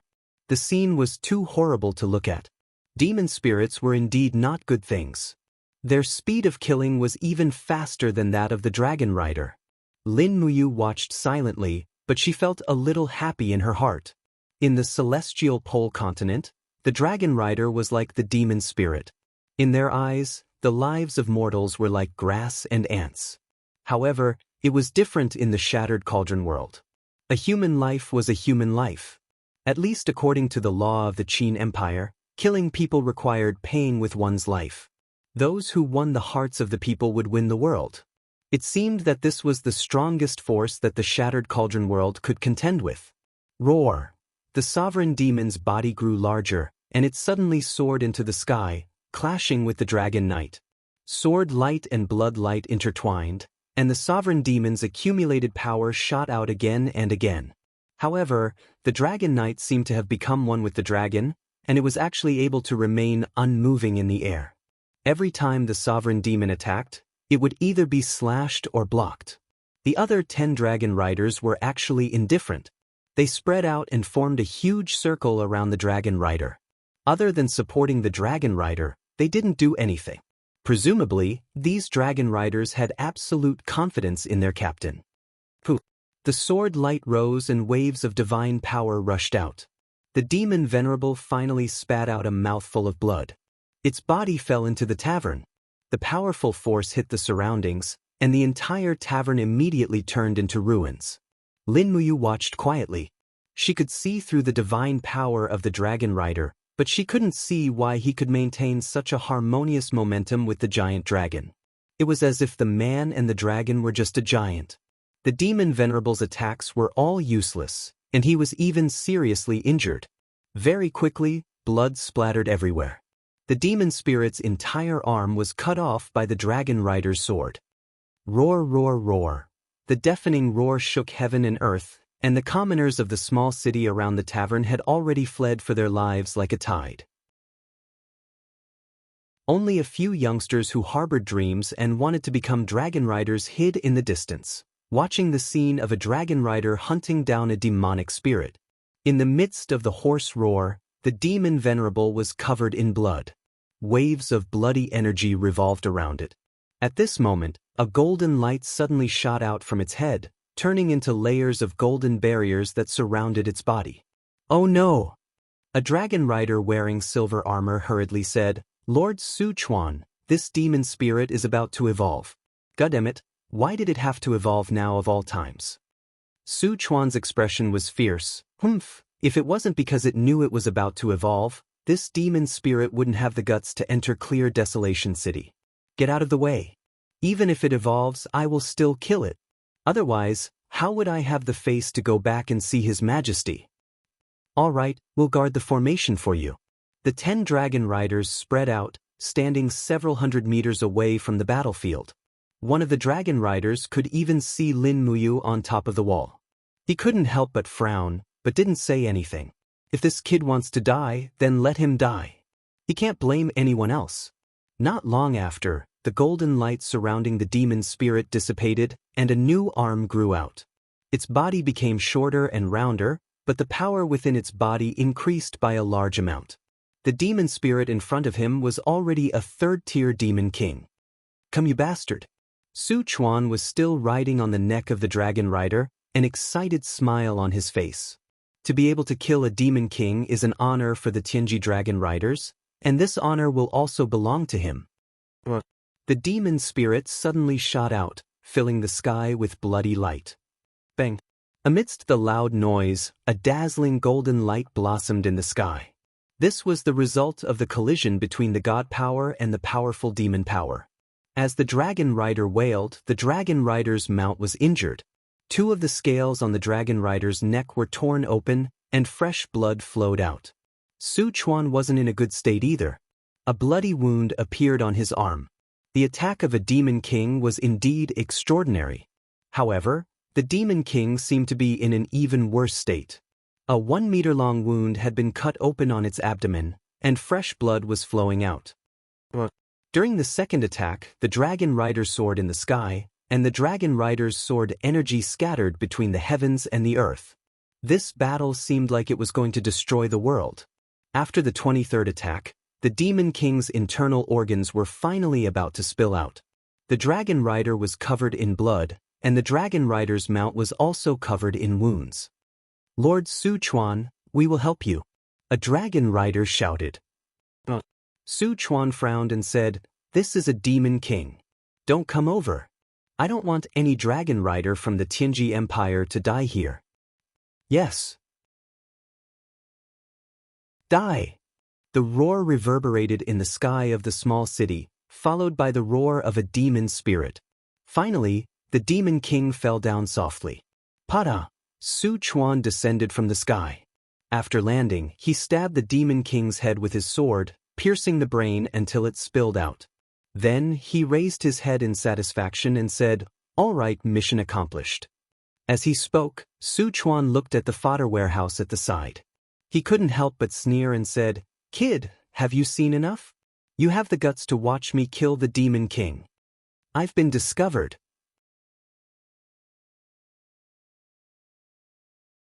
Chapter 726. It's over. Lu Bai's face was deathly pale. Even though the heavenly jade dragon riders were known as the protectors of the empire, in the end, those dragon riders were still lofty existences. Commoners simply did not have the qualifications to come into contact with them. Now that Su Chuan had discovered that the rash youngster was peeking at them, the situation might immediately develop in the worst possible direction. Who would have thought that what left Lu Bai surprised was that Lin Muyu was not afraid at all. Instead, she stood on the broken wall and looked straight at Su Chuan. Her gaze was completely devoid of fear as she said, "You are a dragon rider?" "I am. So what?" Su Chuan coldly looked at her. "Many thanks for killing this demon for clear desolate city. Otherwise, who knows how many commoners it would have harmed." Lin Muyu's tone was extremely calm. Su Chuan seemed to never smile. His face was covered in frost as he said, "This is our duty. Brat, hurry up and leave this place. There might be other demon spirits, but with your strength," he looked at Lin Muyu with contempt. Under his spiritual perception, he could only see that there was a bit of true energy floating within Lin Muyu's body. He couldn't see a star and a half of divine force or king's battle flame. It was clear that this was someone who had only cultivated true energy. As such, he smiled and said, "I'm afraid that you won't even be able to see the demon spirit before you'll be devoured." "Many thanks." Lin Muyu cupped her hands and smiled. She flipped over and left the top of the wall. She grabbed Lu Bai and disappeared into the night without looking back. A dragon rider took out a rope and firmly tied the demon spirit's corpse to the dragon's leg. Then, he respectfully said, "Lord Su Chuan, that youngster just now, what happened?" "It's nothing." Su Chuan nodded. After muttering to himself for a moment, he said, "Although this youngster's cultivation is insignificant, his aura doesn't lose to any sacred martial king. How strange. He doesn't seem to be from the Tianji Empire either. Could it be someone from the Celestial Empire or the Blackstone Empire?" "Ah, my lord, why do you care so much? You said it yourself, he's just an insignificant brat. Maybe he just worships the Dragon Knights. There are countless young people on the continent who dream of becoming a Dragon Knight. He's just one of them." Su Chuan took another look at Lin Muyu and Lu Bai's silhouettes in the dark, then said, "Let's go back to the imperial capital to report on the completion of the mission, and also to see if the tongue captured by the marshal has confessed anything." Yes. One after another, the dragons spread their wings and abruptly soared into the sky. The people in the small city all looked up, looking at the miraculous existence that they would never be able to see in their lives. Dragon riders were the most respected existence and symbol of power in the entire celestial pole continent. Just the training of a dragon rider would cost more than 100,000 gold coins every year. Including the food and maintenance of the dragons, if one wanted to raise a dragon rider, it would cost nearly 300,000 gold coins every year. This amount of money was enough to cover half a year's worth of taxes in Clear Desolation City. "Young hero, you're too bold. You actually dare to speak to the Lord Dragon Rider like that. Do you know that the Lord Dragon Rider can blow you apart with a single breath? Even a single fart can kill you. You're too rash." In the night, Lu Bai continued to talk. Lin Muyu frowned. The scene of Su Chuan killing the demon spirit was still playing in her mind. Man and dragon could reach the realm of becoming one. Every time Su Chuan waved his sword, the dragon would change its flying direction and trajectory, increasing the power of its master's attack by a lot. Furthermore, it was perfectly dodging attacks. Could it be that the people of the celestial pole continent also practiced beast-taming techniques? It seemed that this was the only explanation. Furthermore, this was a beast-taming technique that was even more refined than the spiritual communication technique. His brows furrowed even tighter. These dragon riders were known as the pride of the celestial pole continent. In the future, they would definitely be a huge problem for the Shattered Cauldron realm. Furthermore, from Su Chuan's attitude, the dragon riders of the celestial pole continent were arrogant and did not care about others at all. If they were to find out that there was another world on the other side of the continent, the consequences would be obvious. The dragon riders that filled the sky would engulf the entire Shattered Cauldron realm like a plague.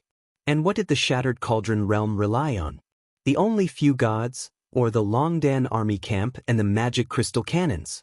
When he thought of this, Lin Muyu could not help but feel a chill in his heart. Hey kid, what are you thinking about? Why are you ignoring me? Don't you know that this is impolite? Lu Bai carefully walked along the rocky mountain path in the forest. This clear, desolate city was connected to the mountain range. In fact, it could not be considered a city anymore. It could only be considered a town nestled in the embrace of the mountain range. Only then did Lin Muyu turn around and smile guiltily. Sir, but I was thinking about something just now. What were you thinking about? Nothing. You clearly don't want to say it, yet you're still making excuses like this. I'm not making excuses. I just don't want to say it. Tui. You bastard, I'm about to die from anger. A faint golden luster flashed past Lin Muyu's eyes. He looked at the mountain path in front of him and said, Bai, what do these dragon riders usually do? What do they do? Lu Bai smiled. You've asked the right person. Although I'm only in clear desolate city, there's nothing I don't know about. The Tianji dragon riders are under the direct command of His Majesty the Sacred Emperor. Normally, they will split up and patrol the various cities, carrying out missions to hunt demonic spirits. When there is war, these dragon riders will rush to the battlefield. When there is a local unrest, the dragon riders will also participate in the war. 7 years ago, there was an upheaval in the northern province. The empire mobilized over 70% of the Tianji dragon riders to quell the rebellion. It was truly a reign of terror.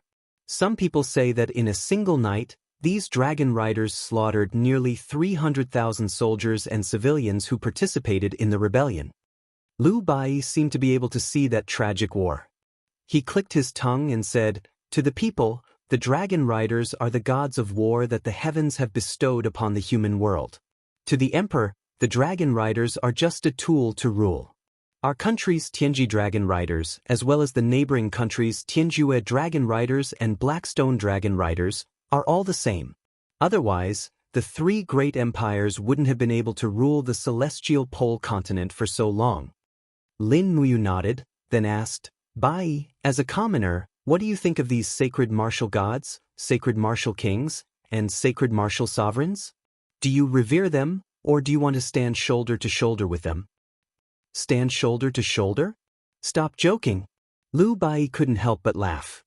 Those people aren't mortals. They're all gods. It's said that some sacred martial gods have even lived in the god realm.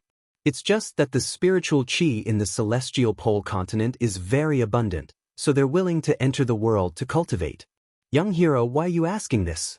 If you ask so many more questions, I'll have to charge you extra. There's going to be extra charges? Lin Muyu couldn't help but laugh. Bai, you're just too greedy. Humans die in pursuit of wealth, just as birds die in pursuit of food. You better not ask me any more questions. I've already answered a lot. Alright, I won't ask any more. That's right, there are a lot of demonic spirits. Do they appear frequently? How could that be? Basically, encountering a demonic spirit is as unlucky as stepping on dog shit. Do you think you can encounter one just because you want to? Lu Bai smacked his lips. You're really bad, tricking me into answering your questions again. This time, no matter what, you'll have to pay more for the questioning. Young hero, you're really too gutsy. As he spoke, Lu Bai suddenly trembled all over, and he stood where he was. His eyes stared straight into the distance, as if his soul had been hooked. His face instantly turned deathly pale. What's wrong? Lin Muyu asked. Lu Bai extended his hand and pointed in front of him. *T.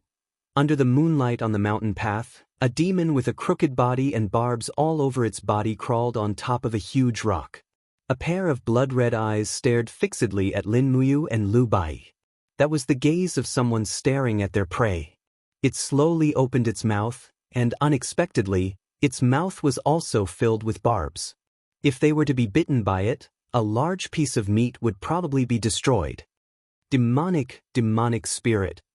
Lu Bai said with a trembling voice. We really stepped on dog shit. Is that so? Lin Muyu acted as if nothing had happened. His spiritual pulse technique had already sensed the existence of this demonic spirit a few minutes ago. It's just that the strength of this demonic spirit was too weak, so he didn't think much of it. He asked, "Then what class is this demonic spirit?" Lu Bai stared at the neck of the demonic spirit and muttered to himself, "Blue, green, white, gray, red. A total of 5 colors. It's a class 5 demonic spirit. Oh my god, it's over. If it was a class 8 or a class 9 demonic spirit, I might be able to survive if I ran faster than you. It's over this time, class 5? Can't you see the color of its neck? Demonic spirits are also cultivated to increase their cultivation. The higher the cultivation, the more uniform the spiritual energy will be. A real demon emperor's neck only has one color." As he spoke, Lu Bai's body trembled. He grabbed onto Lin Muyu's wrist and said with a trembling voice, "Young hero, don't run. Don't turn around. It's useless to run after encountering a demonic spirit. Even the weakest class 9 demonic spirit can easily catch up to humans. I don't intend to run. Don't grab me. Men shouldn't touch each other. Pay." Lu Bai's face alternated between white and yellow as he said, "It's over.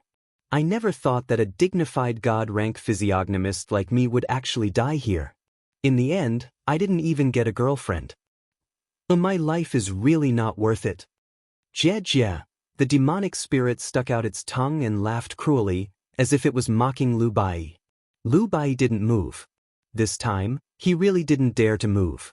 If he were to act blindly without thinking, it might speed up his death. Right now, he could only wait for a quick death. He only hoped that this demonic spirit would eat him slowly and let him live a little longer. However, at the side, Lin Muyu rolled up her sleeves, revealing a pair of strong arms. "Young hero, what do you want?" Lu Bai asked. "Fight with my life. Don't tell me you're just going to sit and wait to be someone's midnight snack?" Lu Bai's eyes lit up. "Oh right. I forgot that you're someone who followed Master to cultivate in the mountains. I thought you were a weak chicken waiting to be slaughtered. Damn you." As Lin Muyu spoke, her figure flashed and went straight for the class 5 demonic spirit in front of her. It's the National Day. Yi went home to accompany his parents. Therefore, there will be no updates on the 30th to the 5th. I hope that everyone can understand. After all, life is far more important than the internet.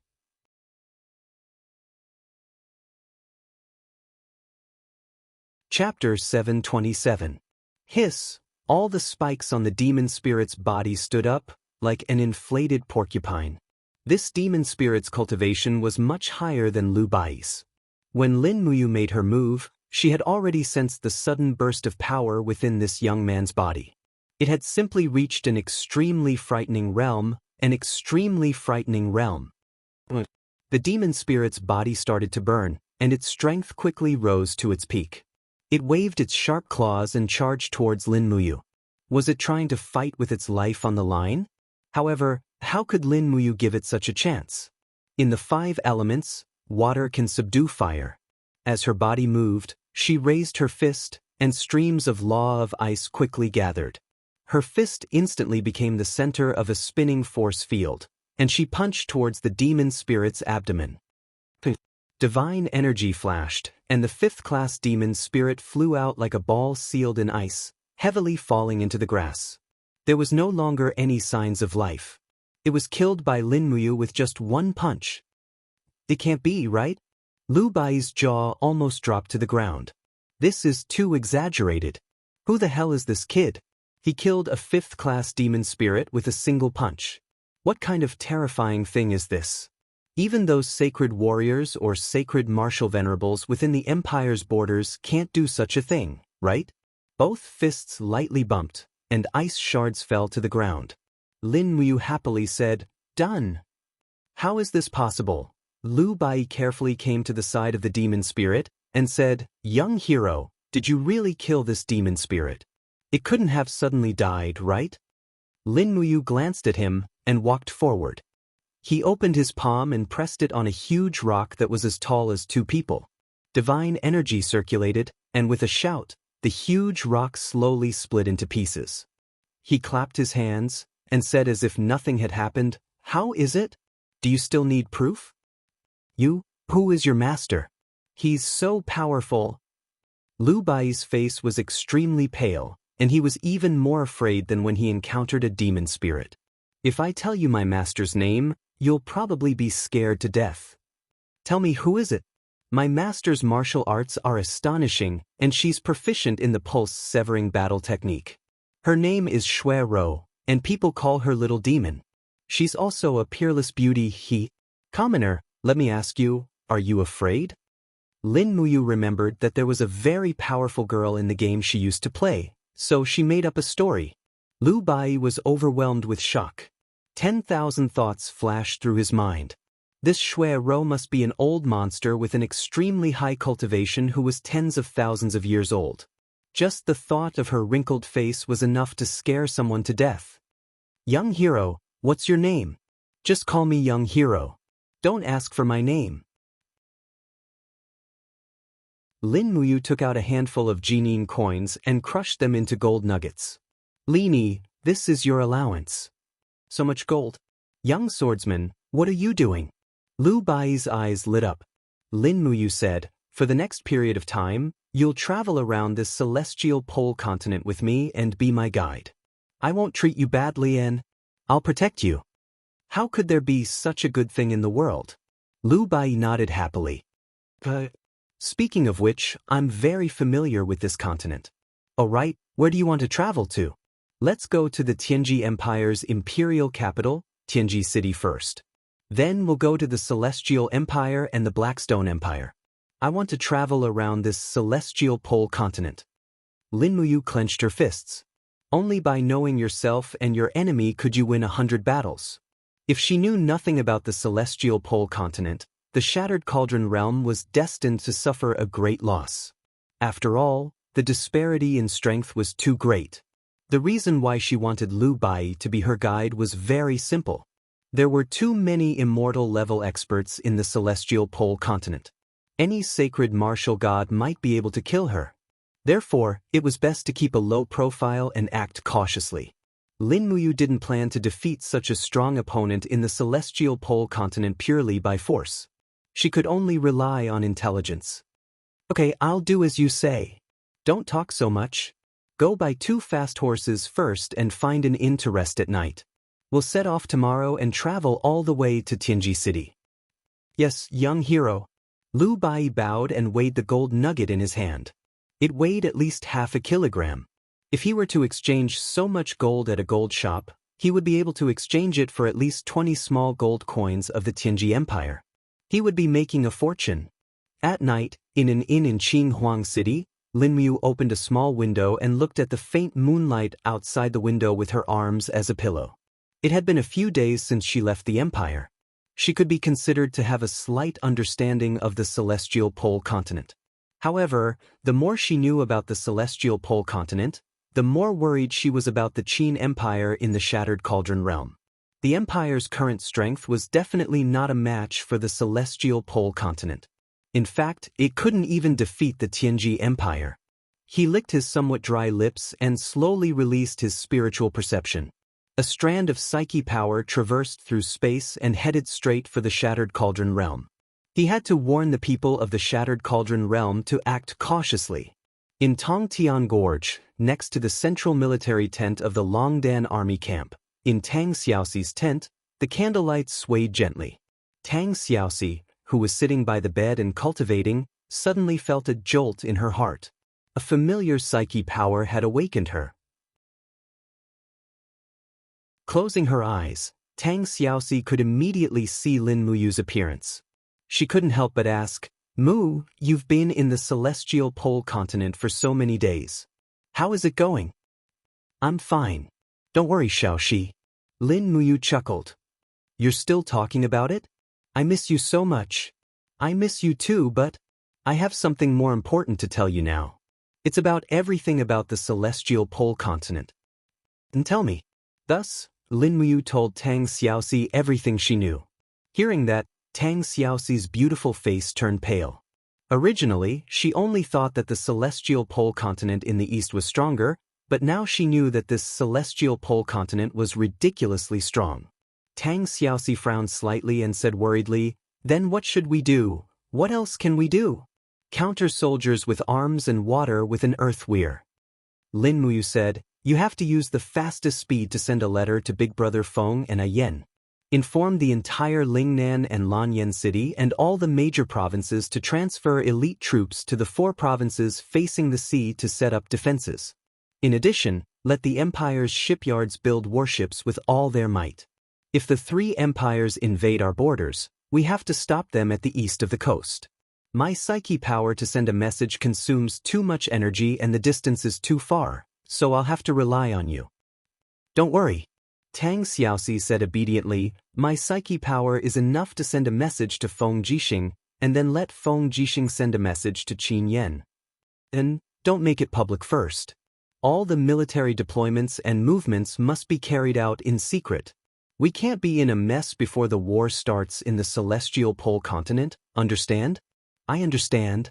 Don't worry, Mu. Also, you're in the celestial pole continent. There are so many Saint Martial gods and Saint Martial kings, and every one of them can defeat you. You have to be careful. Once Wei Chao's battle with the demon race at the Tongtian Gorge ends, I'll immediately go to the celestial pole continent to find you. Don't worry, I'll gather information here. You have to guard the empire. Right now, you and Ouyang Yen have the highest cultivation in the empire, so you must guard there and wait for me to return. Then come back early. Don't worry, I'll naturally leave after I understand this place well enough. I also know that this place is very dangerous. Tang Xiaoxi couldn't help but laugh. You're still in the mood to joke? Alright, maintaining psyche power consumes too much divine power. Quickly retract your psyche power. I'll tell everything to Feng Jixing and Qin Yan in a while. When Lin Muyu's psyche power dispersed, the illusion in front of Tang Xiaoxi immediately dissipated and was replaced by Ouyang Yan's charming face. It's Lin Muyu's psyche power? What did she say? Some fatal things. Tang Xiaoxi took another look at Ouyang Yan and said, Ouyang, if we're on the losing side in the future war, will you still serve the Qin Empire? Ouyang Yan was stunned, then she puffed out her chest and said with a smile, what kind of person does Princess she think I, Ouyang Yan, am? Since I've decided to serve the Qin Empire, I'll naturally protect it with my life. Moreover, I owe His Highness a life. He gave me a new lease of life. This kindness is worth me, Ouyang Yan, to repay with my life. There's no need for you to repay kindness. Tang Xiaoxi smiled faintly and said, however, this continent is indeed plagued with disasters. I originally thought that after the Fiend race and Iha country were destroyed, it would usher in a period of peace and prosperity, but I didn't expect. Oh right, Ouyang, has Chu returned yet? He came back once and went out again. Chu said that he sensed the invasion of power from the east, so he decided to head to the celestial pole continent to take a look. Perhaps he can even meet His Highness you. How can there be such a coincidence? Tang Xiaoxi pouted and said, I'm going to exert my power. Help me guard. Yes, eldest miss. Tianji City, the most prosperous city in the entire Tianji Empire, and also the capital of the empire. This crowded capital was located in the north of the empire's territory, but it had a thriving population with strong soldiers and horses. Tianji Palace, the center of the entire Tianji City, was also the residence of the royal North Deep clan. Tianji Palace's luxury was well known throughout the entire celestial pole continent. It was said that the tiles used in Tianji Palace were glazed tiles, and the anti-slip particles on the floor tiles were actually white diamonds. Moreover, the beams of the entire main hall were built with the bones of an ancient divine dragon. It was very strong and had the dragon power to protect the main hall from the impact of power. In the main hall, there were many officials. On the throne, a middle-aged expert wearing a dragon robe sat there with his eyes shining. He was Baiming Yuan, an ultimate god. Although an ultimate god was not rare in the Tianji Empire, it was not easy for an emperor to become an ultimate god. Baiming Yuan had been on the throne for many years and kept a low profile. It was also because of his existence that the other 2 empires did not dare to covet the territory of the Tianji Empire. The officials and generals were divided into 2 sides. The one in front of the generals was about 40 years old with 5 golden badges on his chest armor, indicating his strength level, martial saint. Bai Minghuan, Bai Mingyuan's younger brother, was the empire's marshal and a martial saint. He was second to none in the empire. His scarlet palm technique could be said to be invincible in the world. Your Majesty, Bai Minghuan said respectfully, Dragon Rider Su Chuan is back. He has hunted a Demon King-level demon spirit. All right, summon him.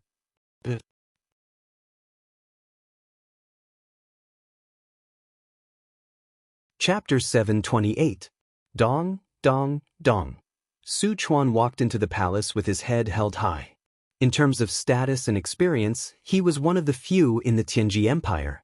There were a total of 5 sacred martial kings in the Tianji Empire, and 2 of them served the empire.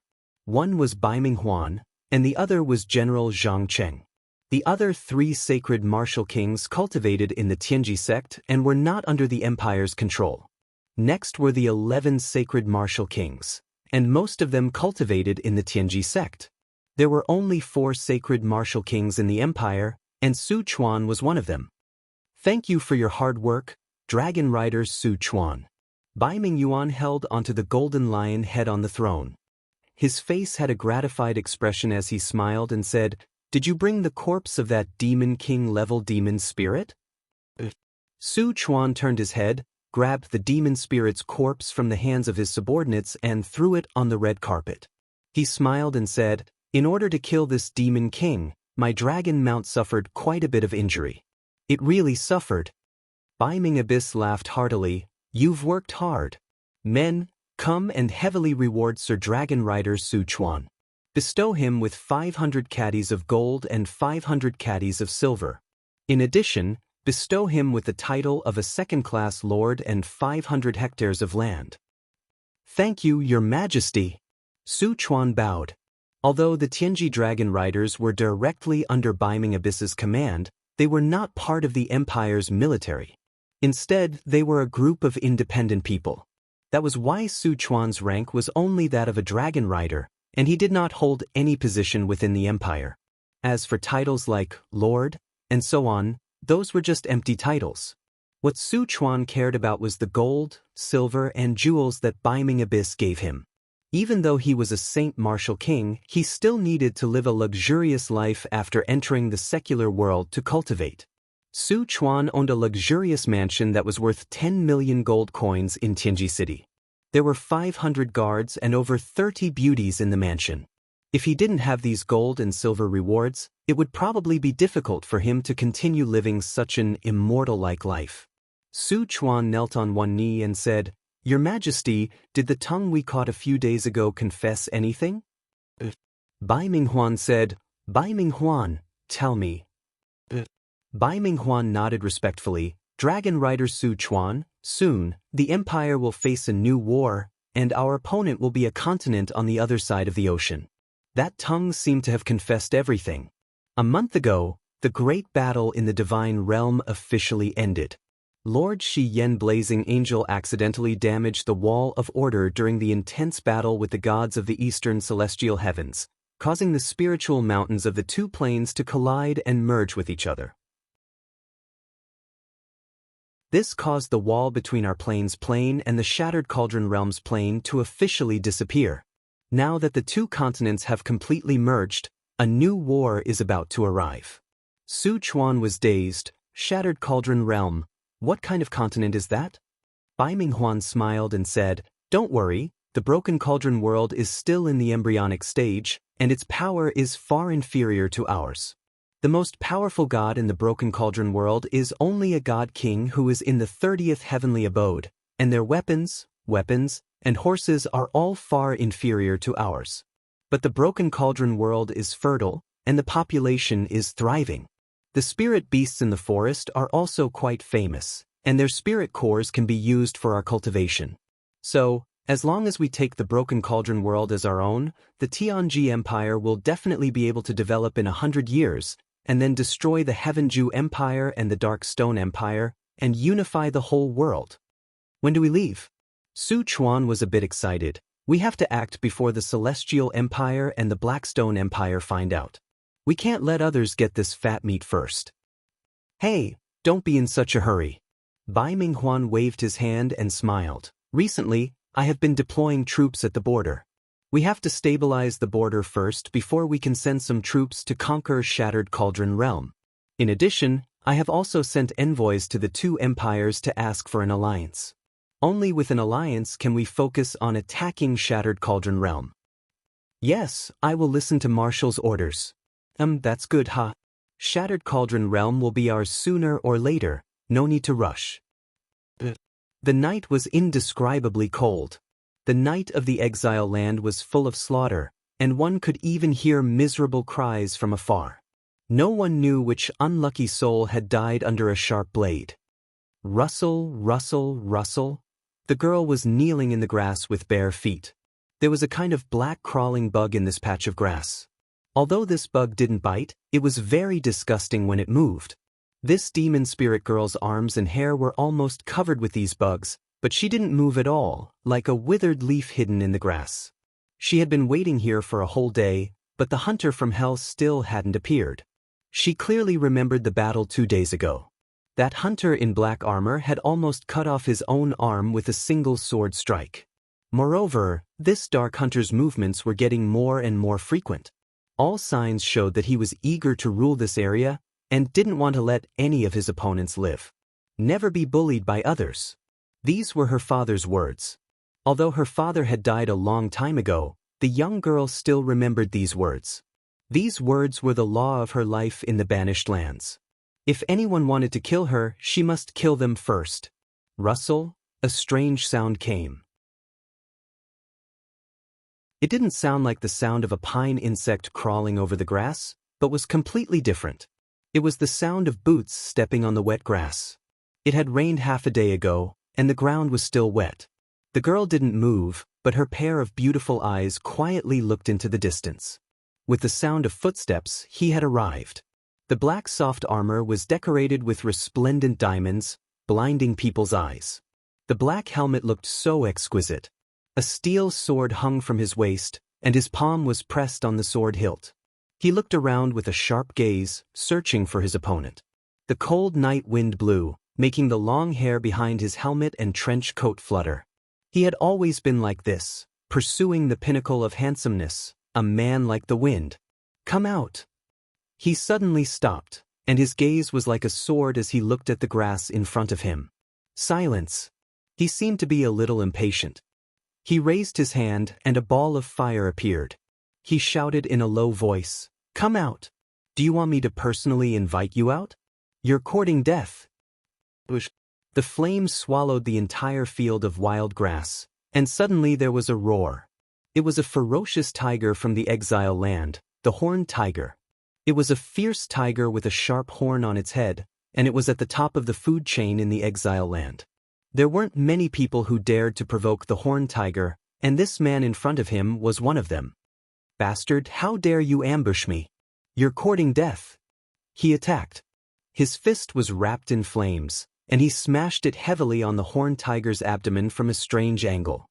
However, a tyrannical rebounding force attacked him. The horned tiger's skin was covered with stellar energy, and just as he was about to fall, the horned tiger flipped its sharp claws and swept them horizontally. A few bloody wounds immediately appeared on his shoulder.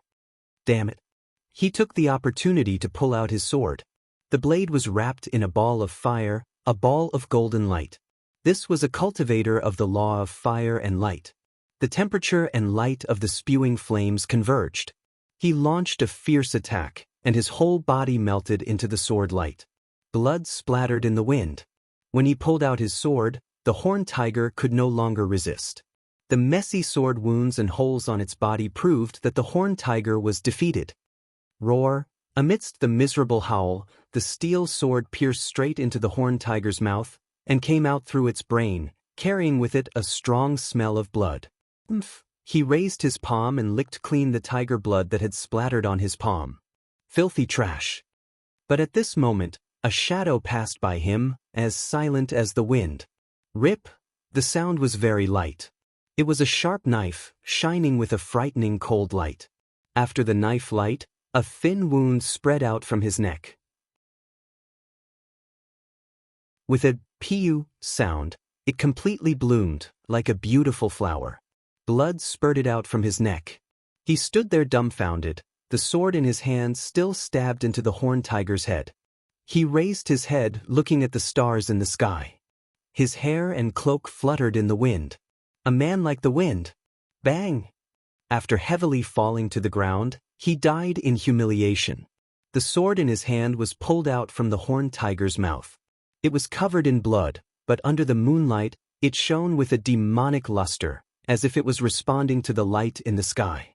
The demon spirit girl slowly walked over with the bloody knife. Looking at her opponent's corpse, her face was emotionless. She didn't even feel the joy of victory. She only felt that everything was as it should be. Bending down, she picked up her opponent's sword. The moment the blade touched her hand, she suddenly froze. A vigorous and overbearing power seemed to be resonating with the sword in her body. Shwa! The power in her arm flowed into the sword. In the next moment, golden crystals separated from the power and rapidly spun. What is this? She was dumbfounded. She never thought that she would have a connection with a weapon. Moreover, these flying golden crystals were a type of pure energy crystal. But what was it? Who am I? She muttered to herself, but the chilling night wind of the banished lands answered her rampantly. Wu, she couldn't understand. This paragraph was so poetic that even I was moved. Knock, knock, knock. Violent knocks came from outside the inn's door. Open the door, open the door. If you don't open the door, we will break it down. Lin Muyu woke up from his sleep. The divine power that he had used to transmit the message through his telekinesis last night was fully replenished. He floated up and opened the door to his room, only to see 7 to 8 armored soldiers staring at him. One of the soldiers was holding Lu Bai in his hands. The poor Lu Bai was already tied up. What is it? Lin Muyu was so calm that it was exaggerated. What? An officer wearing a 10-man military rank smiled and said, "Are you a noble? Do you have any friends who are nobles? Then do you have money? I am poor. Then congratulations, you have been conscripted by the Imperial Army in the West Mountain Province as a first-class private. Don't say anything. You will naturally understand your status when you reach the military camp." Lin Muyu narrowed her eyes. Damn, they are grabbing a strong man.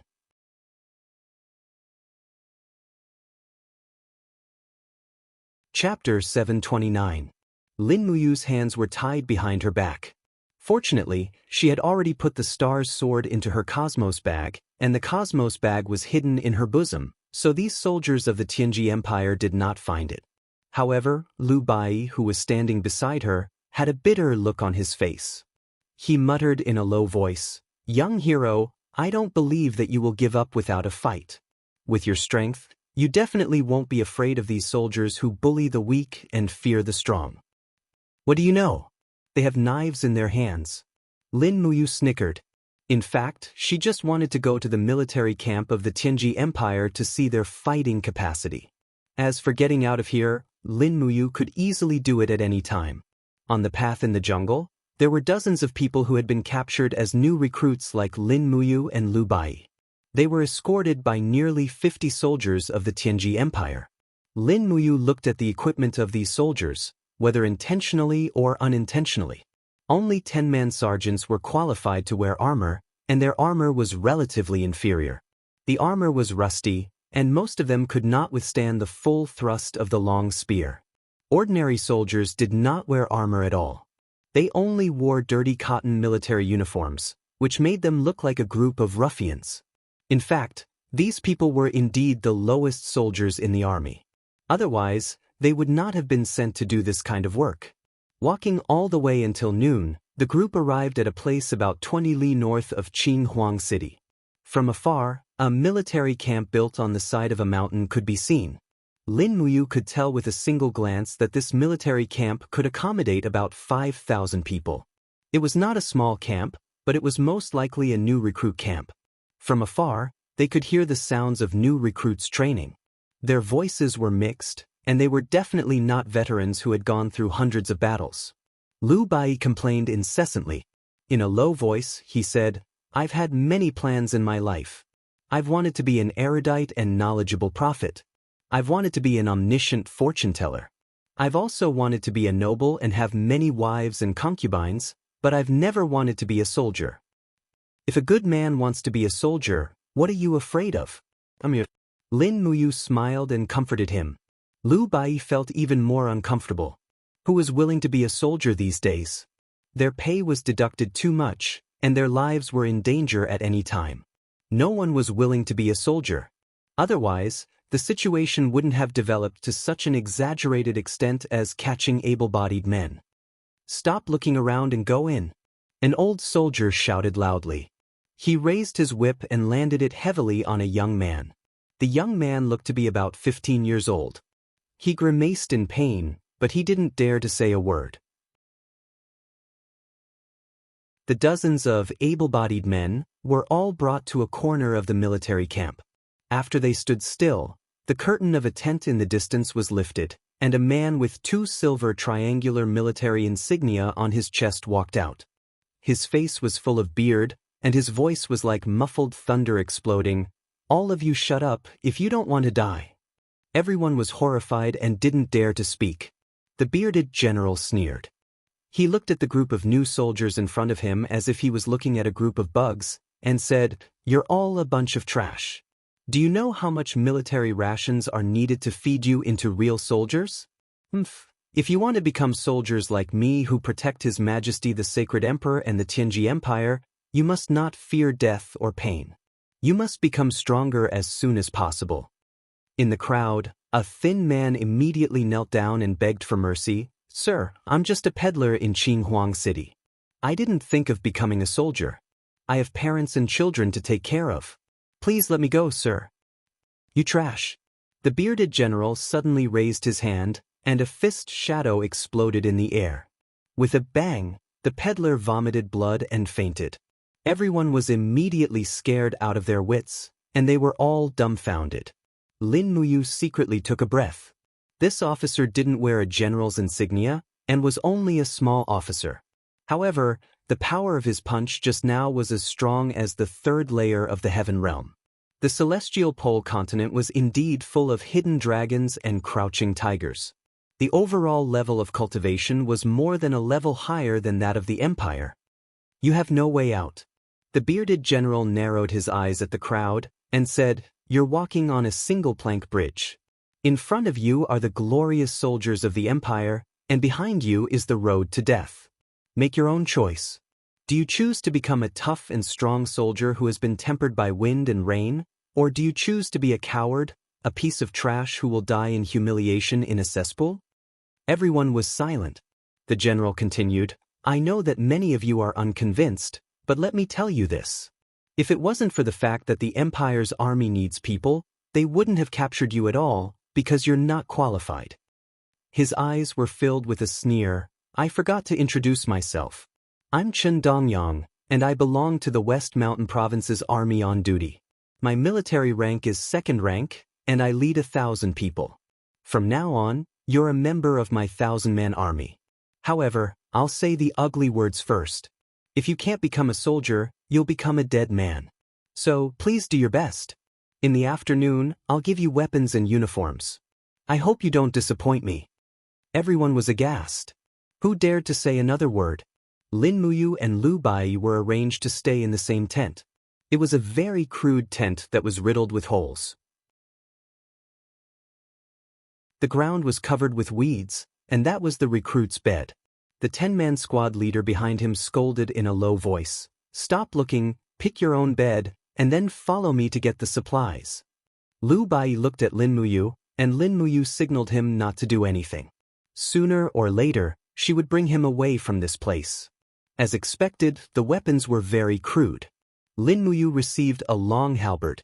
The tip of the long halberd was almost rusted through, and the blade and the handle were only wrapped with a few pieces of torn cotton cloth.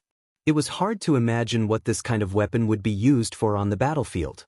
However, the military uniform was new, but it was a little too small, and it looked a little ridiculous on her. After receiving the weapons, the recruit training began in the afternoon. The first training was to cooperate with the team to attack. This surprised Lin Muyu a little. Although the equipment of the Tianji Empire looked crude, the tactical training was very strict, and orders were strictly followed. The military training of the instructors was very good. In the evening, it was a weight-bearing training. A group of recruits carried their weapons and walked around the mountains. Behind them were instructors riding on horses and waving leather whips. Those who fell behind could not avoid physical pain. Fortunately, with Lin Muyu's help, Lu Bai did not suffer much. At sunset, 500 recruits came to the entrance of the valley. However, they heard a rumbling sound coming from afar. What's wrong? Lu Bai stopped and touched his neck. It had been scratched by the handle of the long halberd. Several instructors also stopped involuntarily. On the horizon, the rumbling sound was getting closer and closer. Soon, a group of cavalries appeared on the other side of the valley. It was a group of cavalries riding on wild beasts. Moreover, it was a group of armored tigers. However, these tigers seemed to be different from the ones Lin Muyu had seen before. Their backs were very flat, and they were suitable for riding. The cavalrymen on the back of the ferocious tigers were clad in armor. Their helmets shone with a golden radiance under the setting sun. Between the gaps of their helmets, pairs of ruthless gazes swept across the bodies of the new recruits. They didn't stop at all. What is that? The recruits were stunned. Not only the recruits, but even the instructors looked envious. It was obvious that their status could not be compared with this kind of cavalry's. Stop looking, one of the instructors said angrily. It's the tiger leopard cavalry, one of the branches of the empire's cavalries. Only the children of nobles have the opportunity to enter the cavalries to receive training. However, you guys, as long as you make great contributions on the battlefield, you will also have the same opportunity. Stop being envious. Let's go. Yes, sir. The recruits already knew how to talk to their superior officers. After dinner, Lu Bai was so tired that he could barely move. He lay on the meadow, motionless, as if he was dead. Lin Muyu pushed his arm. Plain clothes. Let me sleep for a while more. You don't want to go? Lin Muyu asked with a smile. Can we go? Why can't I? Under the moonlight, the two of them left the military camp along a small mountain path. After walking for a short distance, they suddenly heard a rustling sound from the bushes in the distance. Who is it? Lin Muyu shouted in a low voice. Don't be nervous, it's us. A few people who looked like recruits stood up from the bushes. They were also recruits who had trained with them during the day. It seemed like they were also deserters. So they ran together. However, after leaving the camp for less than 2 miles, the sound of hooves came from behind. Torches flickered, and a voice shouted in the wind, "All of you stop, you scum!" It was the voice of second-rank Tiger Lieutenant Qin Dongyang. Run! No one knew who shouted, but the crowd began to scatter in all directions. The warhorses were very fast. In the darkness of the night, there were about 10 cavalrymen galloping towards them. Chen Dongyang held his shining longsword and galloped at the front. He raised his sword and slashed at the back of a deserter. Blood splattered everywhere.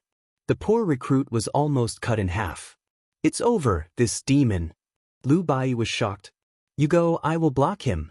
Run as fast as you can, and I will catch up to you. Lin Muyu said in a low voice. Okay. Lu Bai didn't even look back as he ran. Lin Muyu turned around and flew over. A deserter like you dares to turn back and seek death? Chen Dongyang roared. He raised his bloody longsword and slashed at Lin Muyu. The long sword was enshrouded with fighting energy, and it turned into a bolt of lightning. It was extremely fast. However, Lin Muyu was even faster. She flashed past at a speed that the naked eye could not follow, dodging the attack of the longsword. Her fist was imbued with half of her divine power as she punched Chen Dongyang's abdomen. Bang! Golden light burst out, and Chen Dongyang spat out a mouthful of blood. He fell off his horse and rolled on the ground like a cannonball. He looked very embarrassed. This bastard, he wants to kill General Chen. A group of cavalries galloped over and threw their spears. Lin Muyu couldn't help but smile. With a light shake of her arms, a huge invisible wall immediately formed in front of her. Dang, dang, dang. The spears were all knocked away. She raised her fist and swept out with half of the power of chaos of the lives. Instantly, a strong gust of wind blew and a golden shockwave rippled out, causing a group of riders and their horses to tumble and tumble away. Heavens, this brat is a holy martial venerable. Chen Dongyang wiped the blood from the corner of his mouth. Stop the attack and retreat. Come and help me, my ribs are all broken.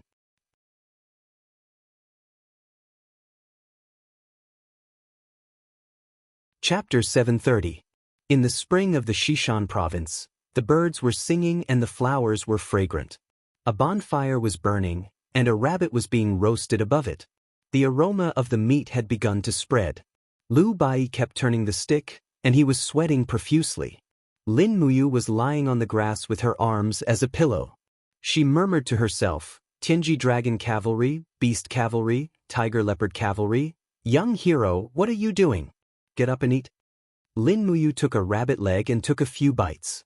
But she was preoccupied and didn't have the appetite.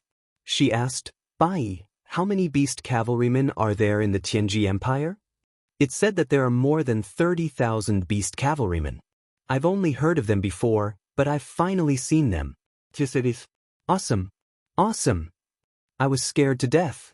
Lu Bai was speechless. Even Lin Muyu was shocked by the power of the beast cavalrymen, let alone an ordinary person like Lu Bai. More than 30,000? Lin Muyu murmured. She had a new understanding of the military strength of the Tianji Empire.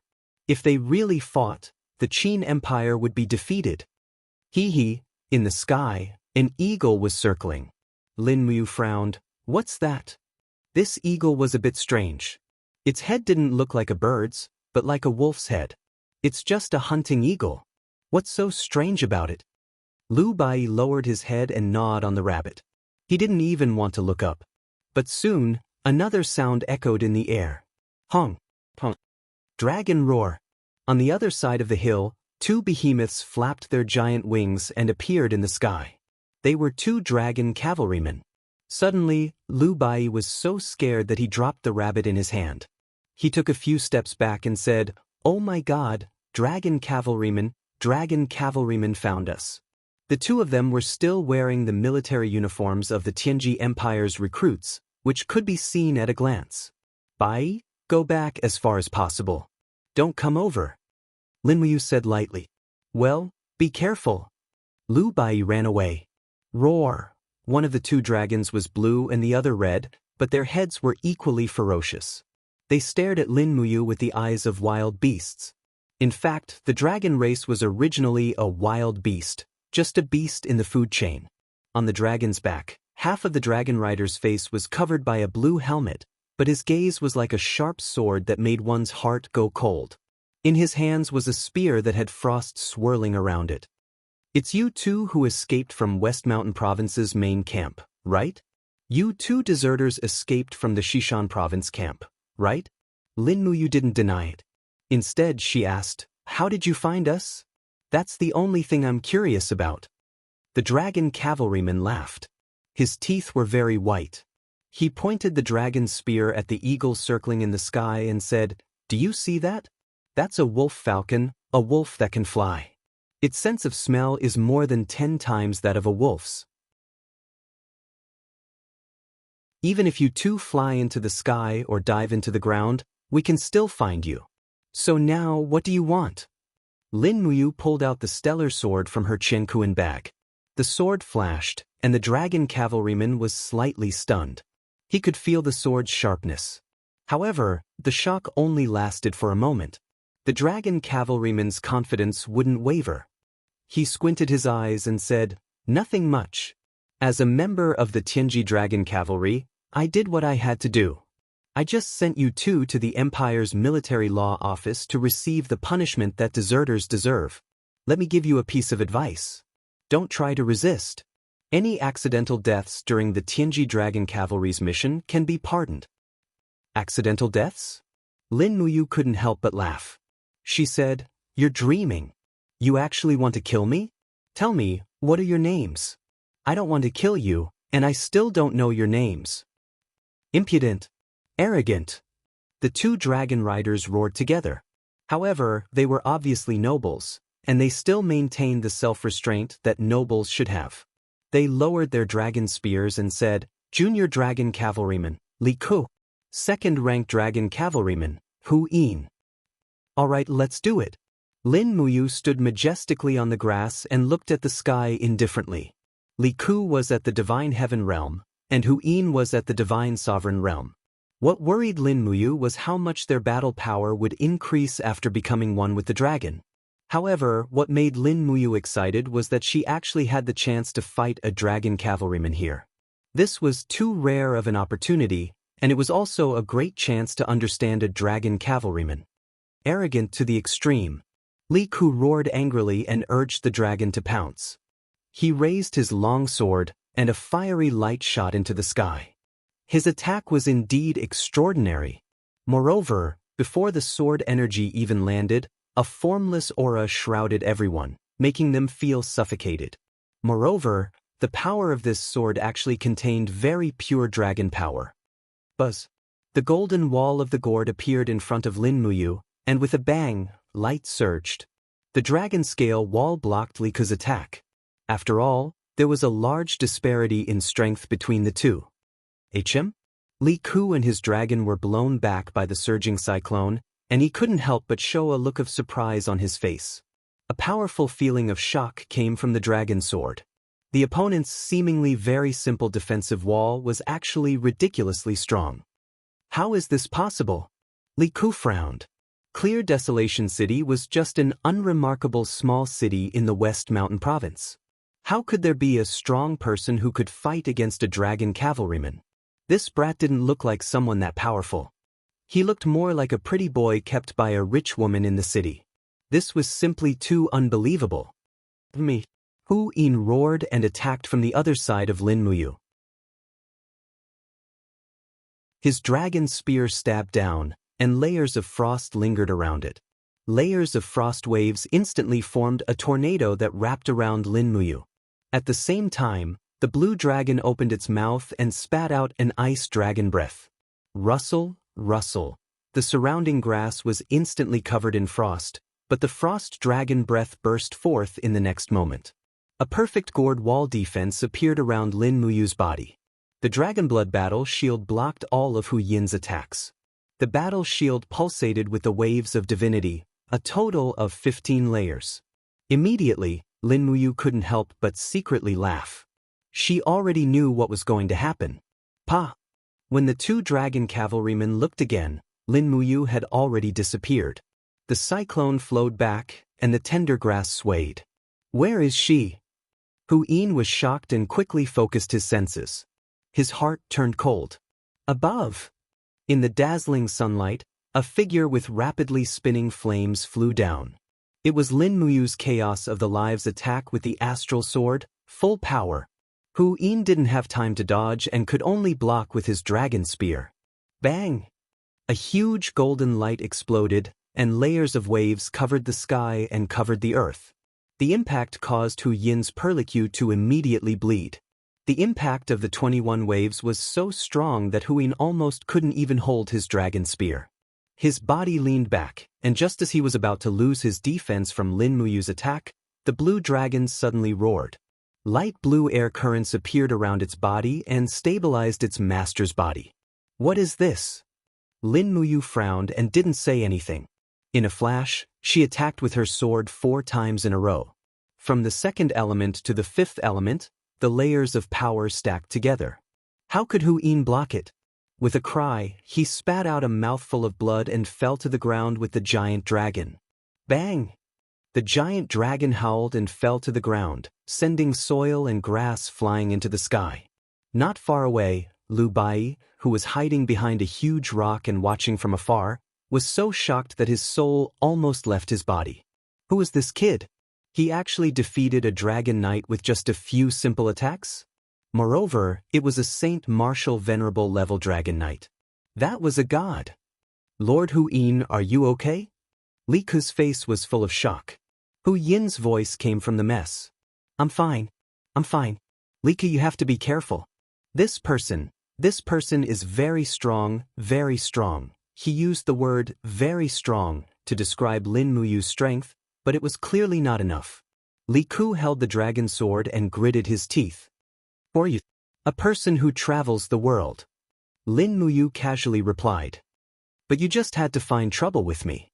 How about it, Lord Li Ku? Do you still want to fight it out with me?" Li Ku's voice was slightly trembling. Hu Yin was his superior. Li Ku naturally knew how strong this dragon knight was.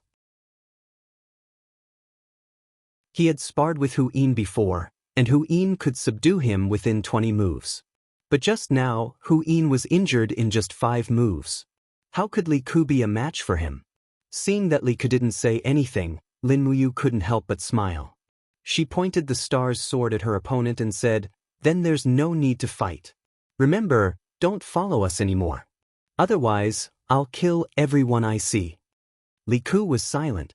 As a revered dragon knight, he actually lost so miserably. Luckily, there wasn't anyone else here. Otherwise, he wouldn't know where he could hide his face. Lin Muyu flew with the wind and landed on the ground. "Let's go, Bai." Lu Bai was dumbfounded. "You were flying just now? Why is it very strange?" "No, it's not strange." Although he said that, Lu Bai's eyes were clearly filled with "You're awesome." "Lord Hu Yin." Li Ku flipped over and jumped down from the dragon's back. He went to help the heavily injured Hu Yin. Hu Yin's arms were covered in blood. His blood vessels were bleeding from the shock. One could imagine how powerful Lin Muyu's 5 consecutive sword attacks were.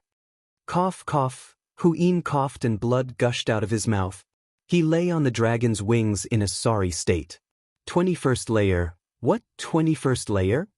This kid is a Saint Martial Venerable at the 21st layer of the Grotto Heaven. Oh my god, Li Ku was shocked. Aren't all the Saint Martial Venerables in the Empire on the list? I've never seen such a person before. He might be an unworldly expert who cultivates in the mountains. Quickly report this to Lord Dragon Knight. Okay.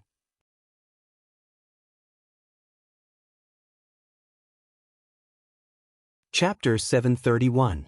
The bell rang a total of 24 times. It was silent in Zetian Palace Hall, and all the officials knelt on the ground. This was a way to cherish the memory of Empress Qin Yin. In year 7736 of the Empire calendar, Empress Qin Yin had died in the blood-red abyss. 4 years had passed, but everyone knew that on the day Qin Yin had died, she had just turned 24 years old.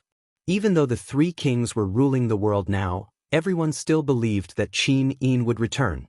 This was because she was the legitimate heir of the Qin clan, and she was also the only person in the imperial family who possessed the divine essence. After the bell rang, Shengguan Jingyue, who was wearing the robes of the chief female official, walked forward and extended her hand, saying, "Sirs, please rise." Everyone stood up one after another, and when they raised their heads, they saw Qin Yan and Feng Jixing standing side by side in front of the throne. No one sat down.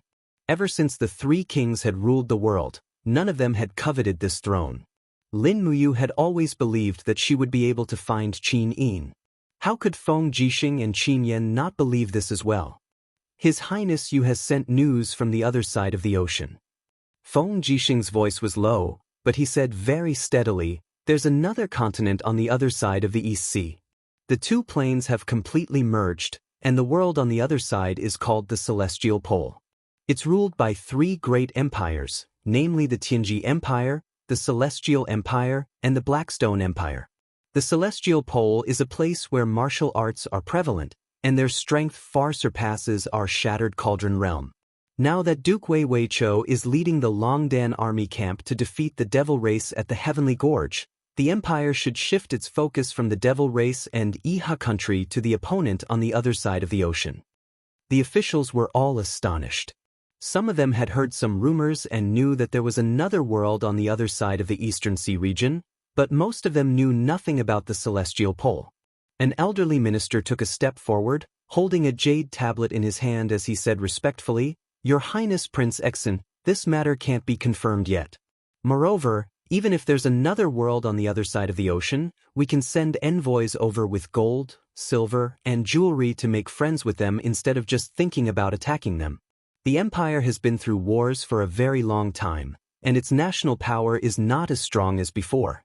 I hope that the two of you can empathize with the suffering of the common people in the world. Feng Jixing nodded. What Count Yuyang said is somewhat reasonable, but we must be prepared for both sides.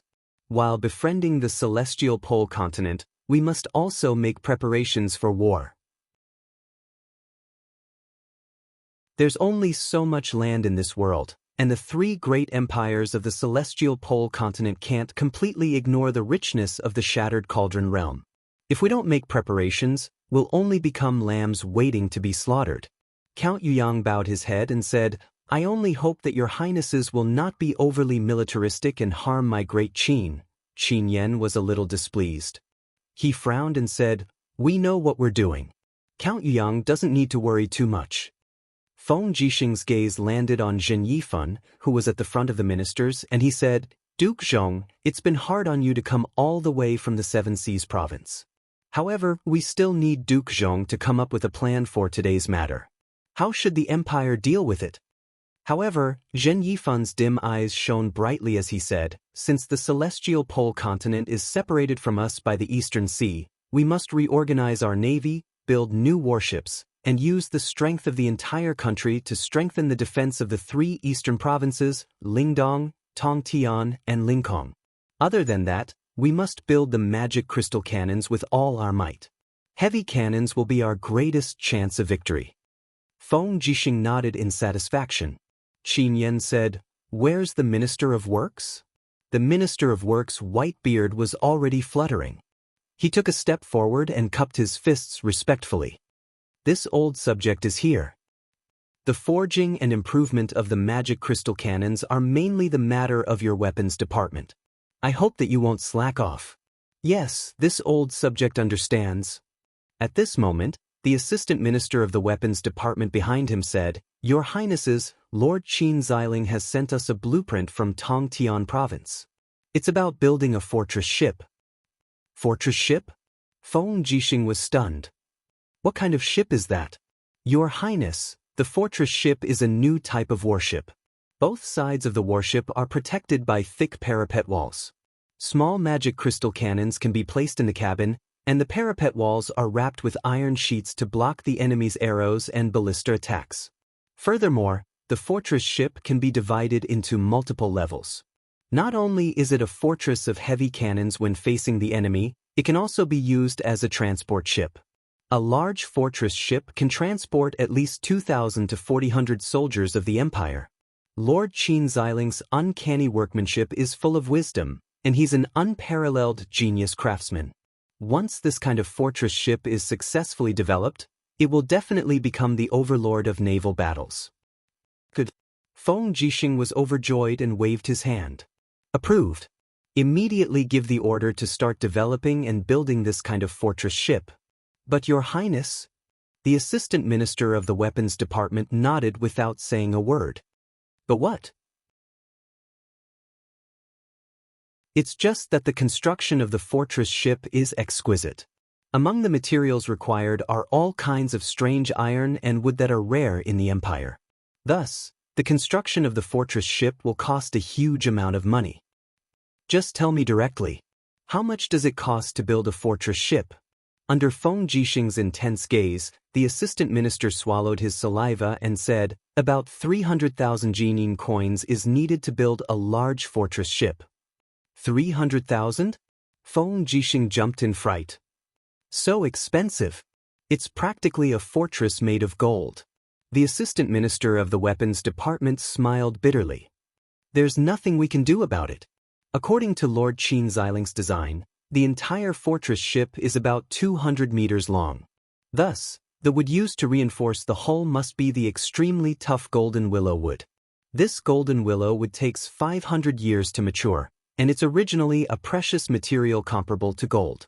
If we don't use golden willow wood to reinforce the hull of the fortress, such a large fortress ship will probably fall apart in a storm. I understand. So be it. 300,000 it is. Feng Jixing looked into the distance. The Ministry of Revenue's Minister of Works will be provided by you guys for the Ministry of Works to develop the weapons. The Ministry of Revenue's Minister of Works was a fatty with a small beard on his chin that looked like a goat's beard. His face was filled with a meticulous expression as he said, "Your Highness Prince Exin, a fortress ship costs 300,000 Jinyin coins. In addition to the magic crystal cannons, sailors, equipment, and so on, the cost of a fortress ship will be 500,000 Jinyin coins. There are usually 1,000 fortress ships in the Navy, and the value of 1,000 fortress ships will be 500 million Jinyin coins. The Empire has already spent 1 billion Jinyin coins on the steel walls and the magic crystal cannons. The treasury is empty, so where are we going to get the 500 million Jinyin coins? This old subject really has no other choice. If Your Highness Prince Xian insists on getting this old subject to gather 500 million Jinyin coins, then this old subject is powerless." Feng Jixing's eyes narrowed and he smiled. "Lord Zhang, your son has married a concubine and built a hidden beauty pavilion in the south of the city for her, spending a total of 30 million Jinyin coins. Someone has reported this to me. I wonder if it's true? If the Ministry of Revenue is really that poor, then I should consider if I should investigate this thoroughly. Where's Xiao Han from the Fire Sparrow Division?" Xiao Han stood ramrod straight and said, "Here. Pass the order." Xiao Han is to immediately lead the Fire Sparrow Division's troops to the Ministry of Revenue's Minister of Works manor to investigate the matter of him embezzling resources from the National Treasury and abusing his authority for personal gain. Yes. The fatty was immediately scared silly. He quickly knelt on the ground, wiping away his snot and tears as he said, "Your Highness Prince Exit, please spare my life. I, Zhang Rang, have been working conscientiously for so many years and have never abused my authority for personal gain. My son's villa is only what he got from running the Merchant Association. He has never taken any bribes. If Your Highness Prince X and doesn't trust me, this old subject is willing to bring my son to the streets to beg and help Your Highness gather the 500 million Jinyin coins." "There's no need for that." Feng Jixing snickered and said, "Your reputation as a miser has long spread far and wide. Otherwise, His Highness you wouldn't have personally chosen you to be the Ministry of Revenue's minister. You just need to gather the 500 million Jinyin coins and hand it over to the Ministry of Works. As for the National Treasury, you must keep a record of every single item of the Treasury's income and expenditures and submit a copy to the Zetian Palace Hall every month. You and I trust you very much and believe that you can manage the Qin Empire's national treasury well. Don't disappoint us." Yes, this old subject understands. Feng Jixing had already made Zhang Rang obediently by using both carrots and carrots. Zhen Yifan said, "According to His Highness Yu's description, there is a type of troop in the celestial pole continent called the Dragon Cavalry Troops.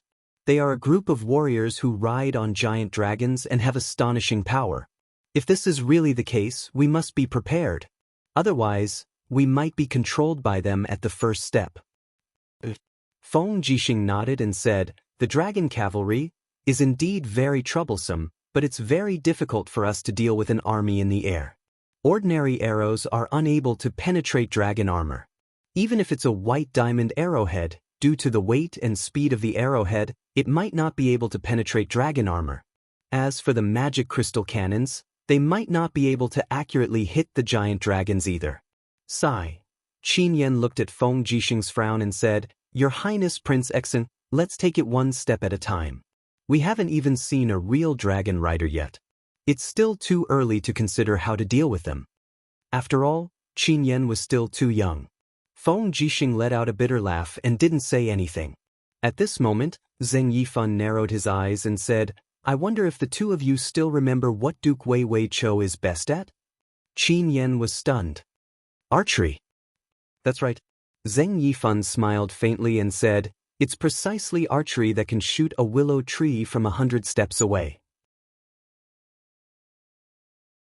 With Duke Wei's ability, he can shoot an enemy from 200 meters away with a 150 kilogram strong bow. This old subject is thinking, if we can train giant warhawks and let our army's godly archers ride on giant eagles and only shoot the eyes of the dragon riders' mounts, would it be effective?" Feng Jixing was startled. Will it work? If they ride on warhawks, not only will their bodies be unstable, but the trajectory of the arrows will also be easily affected by the strong winds in the air. If they want to shoot a small dragon's eye, I'm afraid it won't be easy. But, do we have any other way? Xing Yifan let out a bitter laugh. Feng Jixing was speechless and waved his hand. It seems like that is indeed the case. Since that is the case, Duke Zhong shouldn't return to your fief in the Seven Seas province for now. Stay in the imperial capital and help the Ministry of War develop this type of warhawk godly archer. Yes, this old subject obeys. The entire Zetian palace fell into silence once again. Everyone was thinking about different things, but after this conversation, Feng Jixing and Qin Yan had a preliminary impression and confidence of facing the enemy in the distance. You're tuning in to the Wang Lin's Journey YouTube channel.